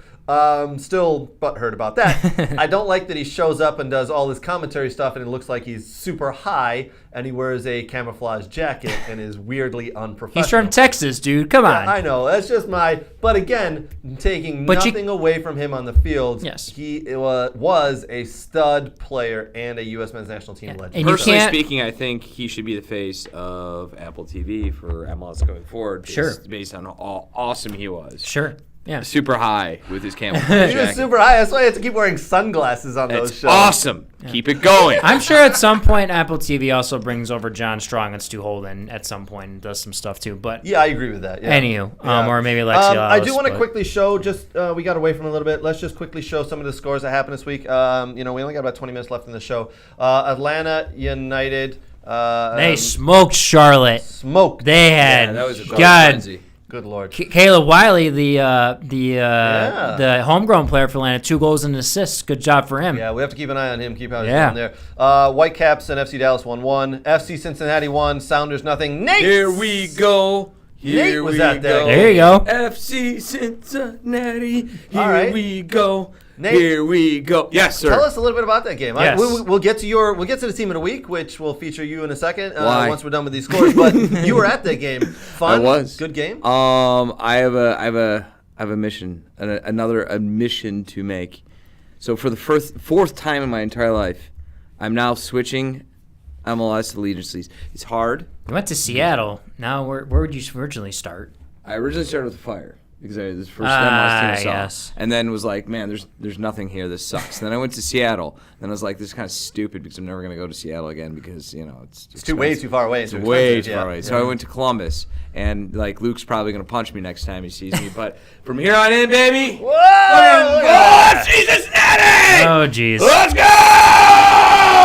I think you got a Cincinnati fan in the house. Yeah. It was, honestly, the closest thing I've seen to European soccer in America my entire life. Whoa, that's a huge admission right there. Yeah. Wow, Yep. was it that good? It was that good. Wow. It was that good. Wow. You know how the stadiums are in Europe, Craig? Where are they? yeah. They're located where? In neighborhoods? Right? Yeah. Across the streets neighborhood for across FC. the They streets drop neighborhoods, that wherever shit they right can there. find freaking land to It's a beautiful stadium. You're like 2 yards. The seats are 2 yards off the pitch. 3 yards off the pitch. You're that close. So what you're There saying is it's no really bad, on top of each oh other in my close God, quarters, yes. which is awesome. There is no bad seat. Where we were at was near the top, and I could see everything, and it looked great. Supporters group, I don't want to hear shit from anyone who would be like, oh, I don't want MLS to come in because you're ruining the piss off. You don't know what you're talking about. You're an idiot. No, you're an idiot. You're an idiot. I'm going to say that right now because you're so closed-minded and haven't actually gone and experienced anything else that you're just a moron and you're talking with stupidity. And until you educate yourself, shut your goddamn mouth. Because the reality is they had 8,000 people crammed in their supporters section. Craig, how many people slam into Keyworth as a whole? 8,000. 7, just shy of 8,000. Just their 7,500, supporter yeah. section. That means the loud area for the Northern Guard, which has a couple thousand probably? Probably, yeah. They had the whole attendance of Keyworth sitting and doing the same In one damn end. thing in one supporters section. Yeah. And I don't want to hear Wow. they were chanting "Fuck you, Seattle" loudly. They were. No one cared. You can hear it on the Smoke TV. was going crazy. Yeah. It is a quality atmosphere, and it's not to compare or to take anything away. I'm just simply saying, if you're one of those people who are going, well, I don't want MLS because it's going to take away my blah, you don't know what you're talking about because you haven't actually experienced it, so shut up until you experience it. Number one. And number two, you sound like the goddamn high school. Remember high school, Craig? Remember NoFX? And you had those kids like, I'm into NoFX, it's awesome. And then NoFX came out with the popular song. They're like, they suck, they sold out. Bleh. No, you sound like one of those kids in high school. Remember Rancid, nobody, there was a couple kids that liked him, and then they became cool with Out Came the Wolves, and then people liked him, and mainstream radio stations were doing. They're like, oh, they sold out. Why'd they sell it? Because people like him now. And that's basically what you sound like. You sound like a whiny, snotty high school kid who doesn't want their niche, elitist, cliquey, contrarian group, you're fucking pissing your pants because you're a Twitter hard-ass junkie who thinks they're cool, but we don't want... No, stop it. It's cooler, it's better, it's fun, it's different, it's awesome. Yeah. So you're saying Rest my case. So you're saying DCFC supporters? You want to No, hold on. You want to finish insert my statement. Yeah, if you want to insert whatever group in there you want. Whatever. Applies for all of them. Whatever their supporters. Let's go. So you're saying they're all underground grunge people, and I get it because I worked for the MSU student radio station, Absolutely. and I get some of those kids like they like the underground, and when they go mainstream, they're sellouts. So you're saying, and Northern Guard are some sellouts a little bit, or no, they're not. They're not sellouts. Reverse elitist contrarians Correct. is what they are. Correct. Yes. They are traditionalists, and then the people that go to MLS are sellouts. You cannot say you're against hate and pretend to be a goddamn hooligan. Sure. Turn on the TV, you idiot. These are the people from Frankfurt that are whipping beer bottles at Celtic Rangers fans. Do you think they're against hate? No, they live off hate. Exactly. You can't pretend to be a hooligan or an ultra, as we call it in Germany, and say you're against hate. Their whole existence is about hate. Exactly. Their whole existence is to hate the other guys and to hurt them. Exactly. They're not cool. Exactly. It's childish. Yeah. And stop, you're embarrassing yourself. Yeah. It's the same thing. God. Same thing in CONCACAF Champions League when LAFC went down to their opponent they had to play in Costa Rica this past week. I mean, it's the same thing with Alajuelense. I mean, when Carlos Vela was taking a corner, he got stuff thrown at him all the time. Yeah. That's just going to happen. Everyone does it. Everyone has ultras and supporters, No, yeah, but let's get this clear. You can't be against prejudice and hate. Sure. And then market yourself for a group after groups that are for prejudice and hate. It doesn't work. Okay? Sorry. You're saying you cannot say you're for everyone, and then when someone goes, yeah, I kind of like this about the sport, hate them. Yeah. Because then you're not, and you're liars, and you're being disingenuine. So again, pick a side. And this isn't against. I love DCFC. I love DCFC. Same here. I love DCFC. I love going there. I take my daughter there. I go there all the time. Love it. Yep. Love it. It's not that.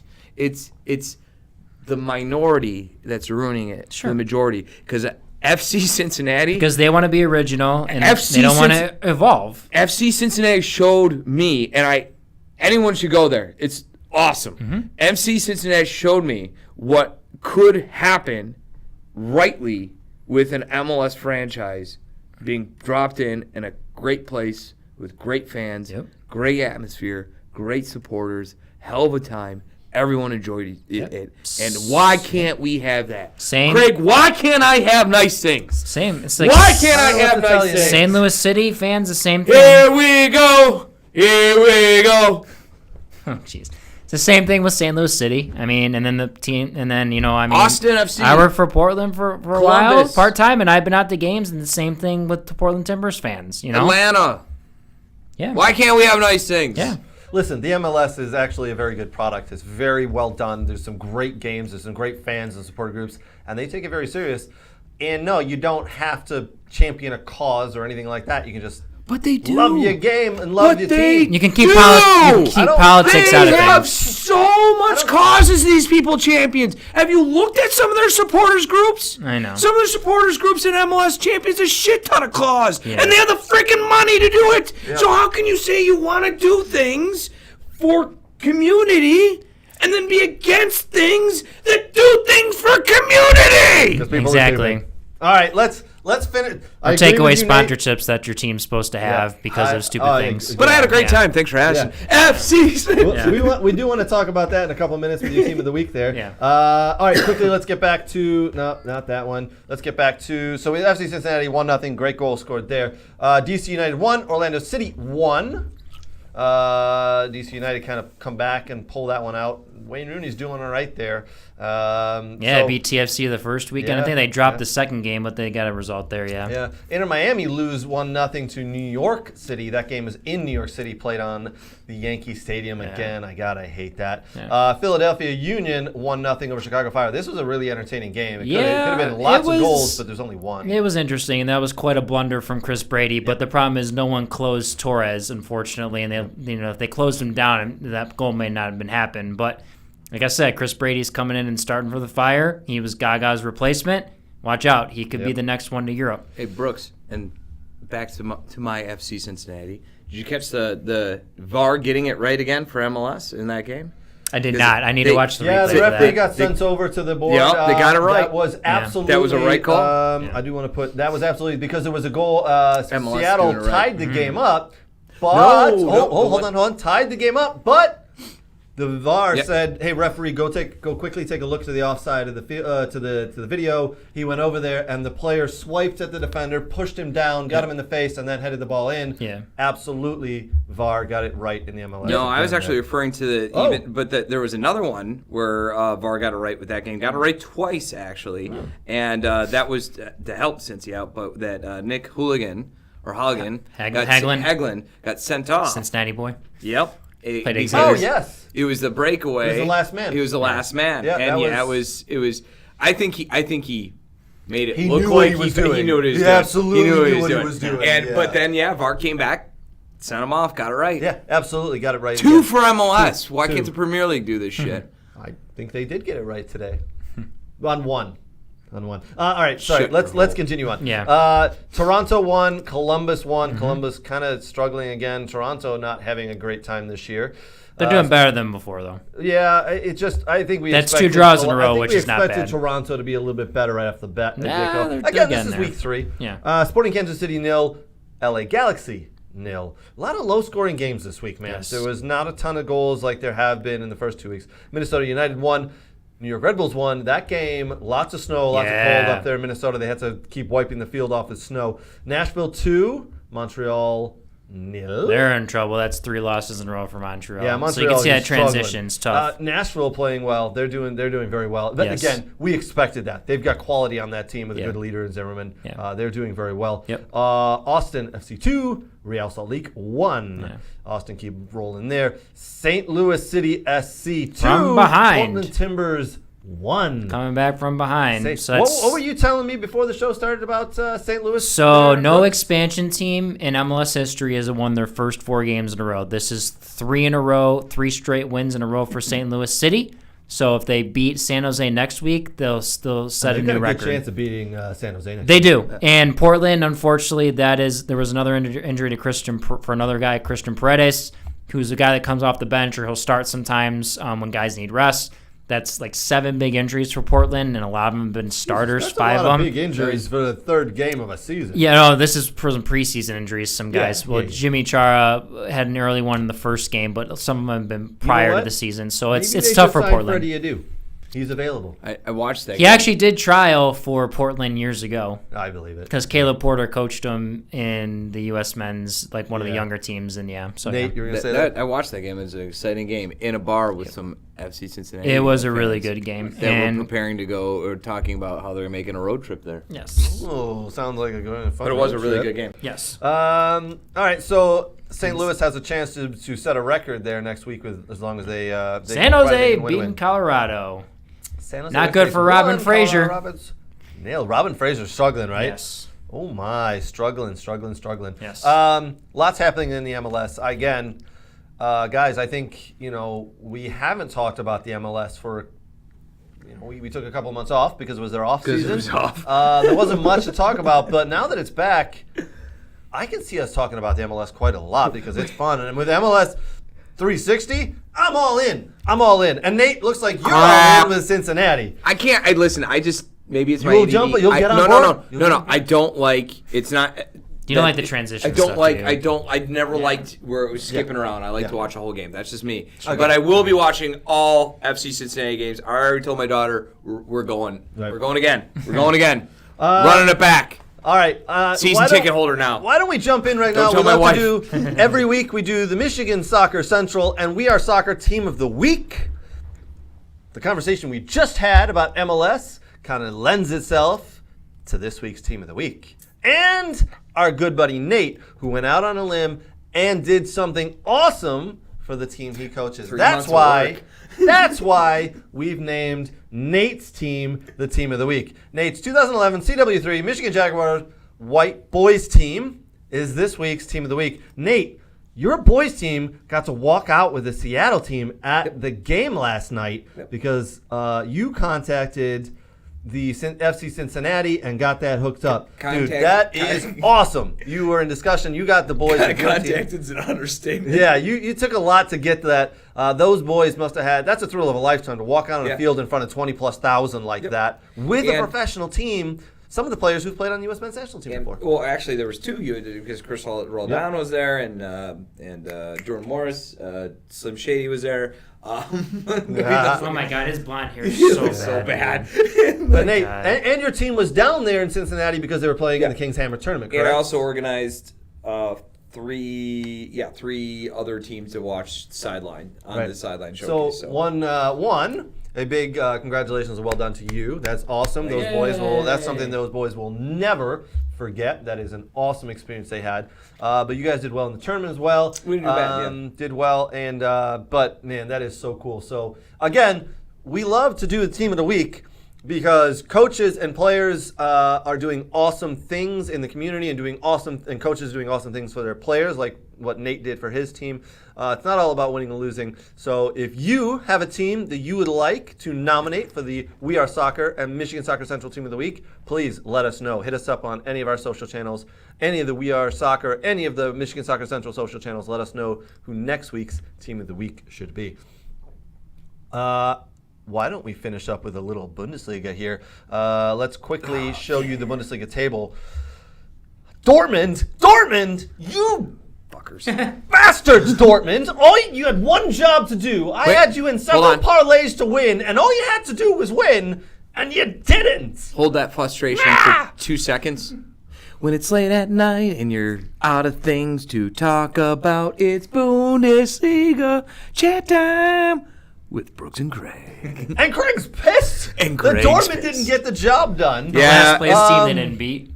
Yeah, so this is what. So actually, I would have told you to stay away from that game because that's a dark No, match. but you were in Cincinnati organizing kids to go walk on a field instead of saving me $4. Yeah, my bad. God. Yeah, so that is one of the biggest rivalries in Germany, and stranger things can happen with that. And there's a year pent up rage from when Schalke was relegated. Or now I've got pent up rage. Yeah, you can see it. This is the problem with the league. It's not so much that Munich is dominating, even though they are. It's that the teams that are close end up slipping up against like a Schalke when Munich won't. So that's always the problem with this league. I mean, the Augsburg-Munich game was exciting. Augsburg scored first and showed promise, and then Munich went no, and then put in 5 goals, and then Augsburg was playing catch-up the whole time. Frankfurt, I was surprised Stuttgart got away with a tie. Away at Frankfurt. Frankfurt's very good. They came back. They scored a goal. They ended up tying up. It's good stuff. Leipzig, again, won and beat Gladbach, which was nice. And then today, my team got some help. And unfortunately for the American coach, where he helped Stuttgart almost get relegated and got fired, is now at Hoffenheim and is brought them all the way down to the bottom of the table like a sinking rock. So that's not going very good. They lost to Hoffenheim, lost to Freiburg, and Freiburg never looked to be in danger in that game. Bremen versus Leverkusen was very, very interesting. Xabi Alonso has Leverkusen really humming along. They're averaging 3 goals, and this for Mopeng, the right back who's actually being targeted by United and several other. Yeah, he's definitely gonna make a move this summer. He's doing something because he is definitely making a move. He's like a goal and an assist as a right back, every game pretty much. I can see him going to United for sure. Yeah, I think he would fit in well there. Last but not least, American alert. At the 80th minute with time to spare, or little time to spare. Paredes score? Paredes had an assist to set up probably one of the weakest goals I've seen this weekend, but still a goal that went right back by, unfortunately, the Union goalkeeper, knocking them down to 4th, bringing Leipzig up to 3rd. There's a 3-way tie for 3rd, 4th, and 5th. It's a crazy table. Now Dortmund's 2 points behind. You dickheads. They get to play Munich April 1st, I believe. So that's going to be coming up soon. That's going to be the game, right? You know, that's going to boil down to that. That could if Bayern win that game, that could be the end. That'll seal it. Bayern That'll be will win the title because I just think right now Bayern have hit their stride and they're figuring out how to get this done. And Dortmund are just they're after losing to Chelsea in the Champions League. It's all downhill from here. I think they've kind of realized we're not going to win Champions League. We're probably not going to win Bundesliga. Bellingham's going to be gone. They're in the Polka. Downhill. Danny Price of big predictions. Dortmund will beat Bayern at Bayern, and Dortmund will win the league, and then Stuttgart is going to get relegated. You son of a bitch! You had me at Dortmund, and then you lost me at Stuttgart. Price making no friends today on the show. But I hate to say he said he wants that bet, by the way, but Bellingham to be back on. Yeah, but okay. So listen. You're just so everybody's aware. Bellingham, I think, is going to move to Real Madrid. He said he wants to put your mustache on the line. He wants to what? Put your mustache on the line.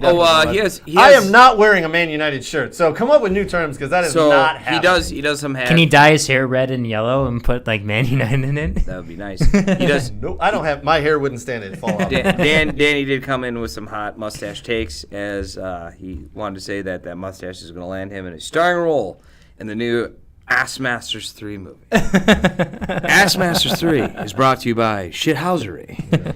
When things get boring and you want to liven things up in the middle of the night. Did you forget that he said Stuttgart's going to be relegated? I have a memory like a goldfish. He said, what now? Yeah. Oh, Ted Lasso there, huh? Yeah. Ooh, whoa.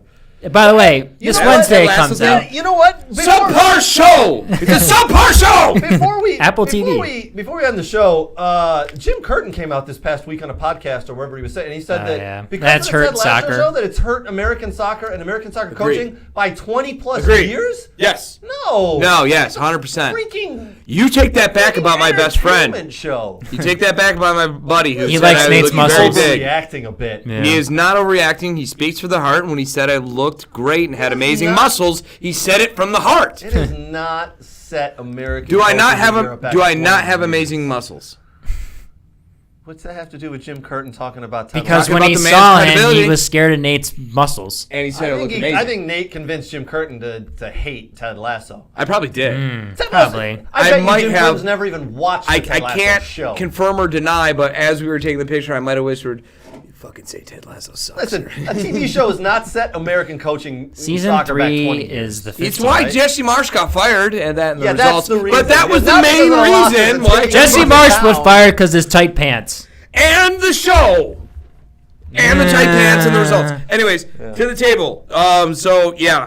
It's tight up top. It's even tighter at the bottom with 19, 20, 20, 21, 22 is 14th all the way through 18th. So any game there can render you up, down, sideways, left, or right. Okay. Stuttgart is not in the full relegation area, Mr. Price. They're actually in the playoff spot. They get one last chance to shit the bed. So, ha ha ha. Still a lot of games to go. Bochum with the big win. God damn it. All right, boys, that's going to wrap us up for the day. Big thank you to Soccer World. Big thank you to Next Level Training. Big thank you to superfanpacks.com. You guys know how to hit any of our friends up there. Please do us a huge favor. Go and follow those friends on their social media channels. We very much appreciate it. Thank you for everybody who joined along. Sorry for the small blip we had in the middle of our show there where we went down and then came back up. Sorry about that. Nate, Brooks, boys, another great show. Thank you again. We'll be back next week with another We Are Soccer, and maybe in the middle of the week we'll come back with a couple of other videos because we got a lot of stuff we missed today. We'll be back. For now, we want to say adios and goodbye. Thank you.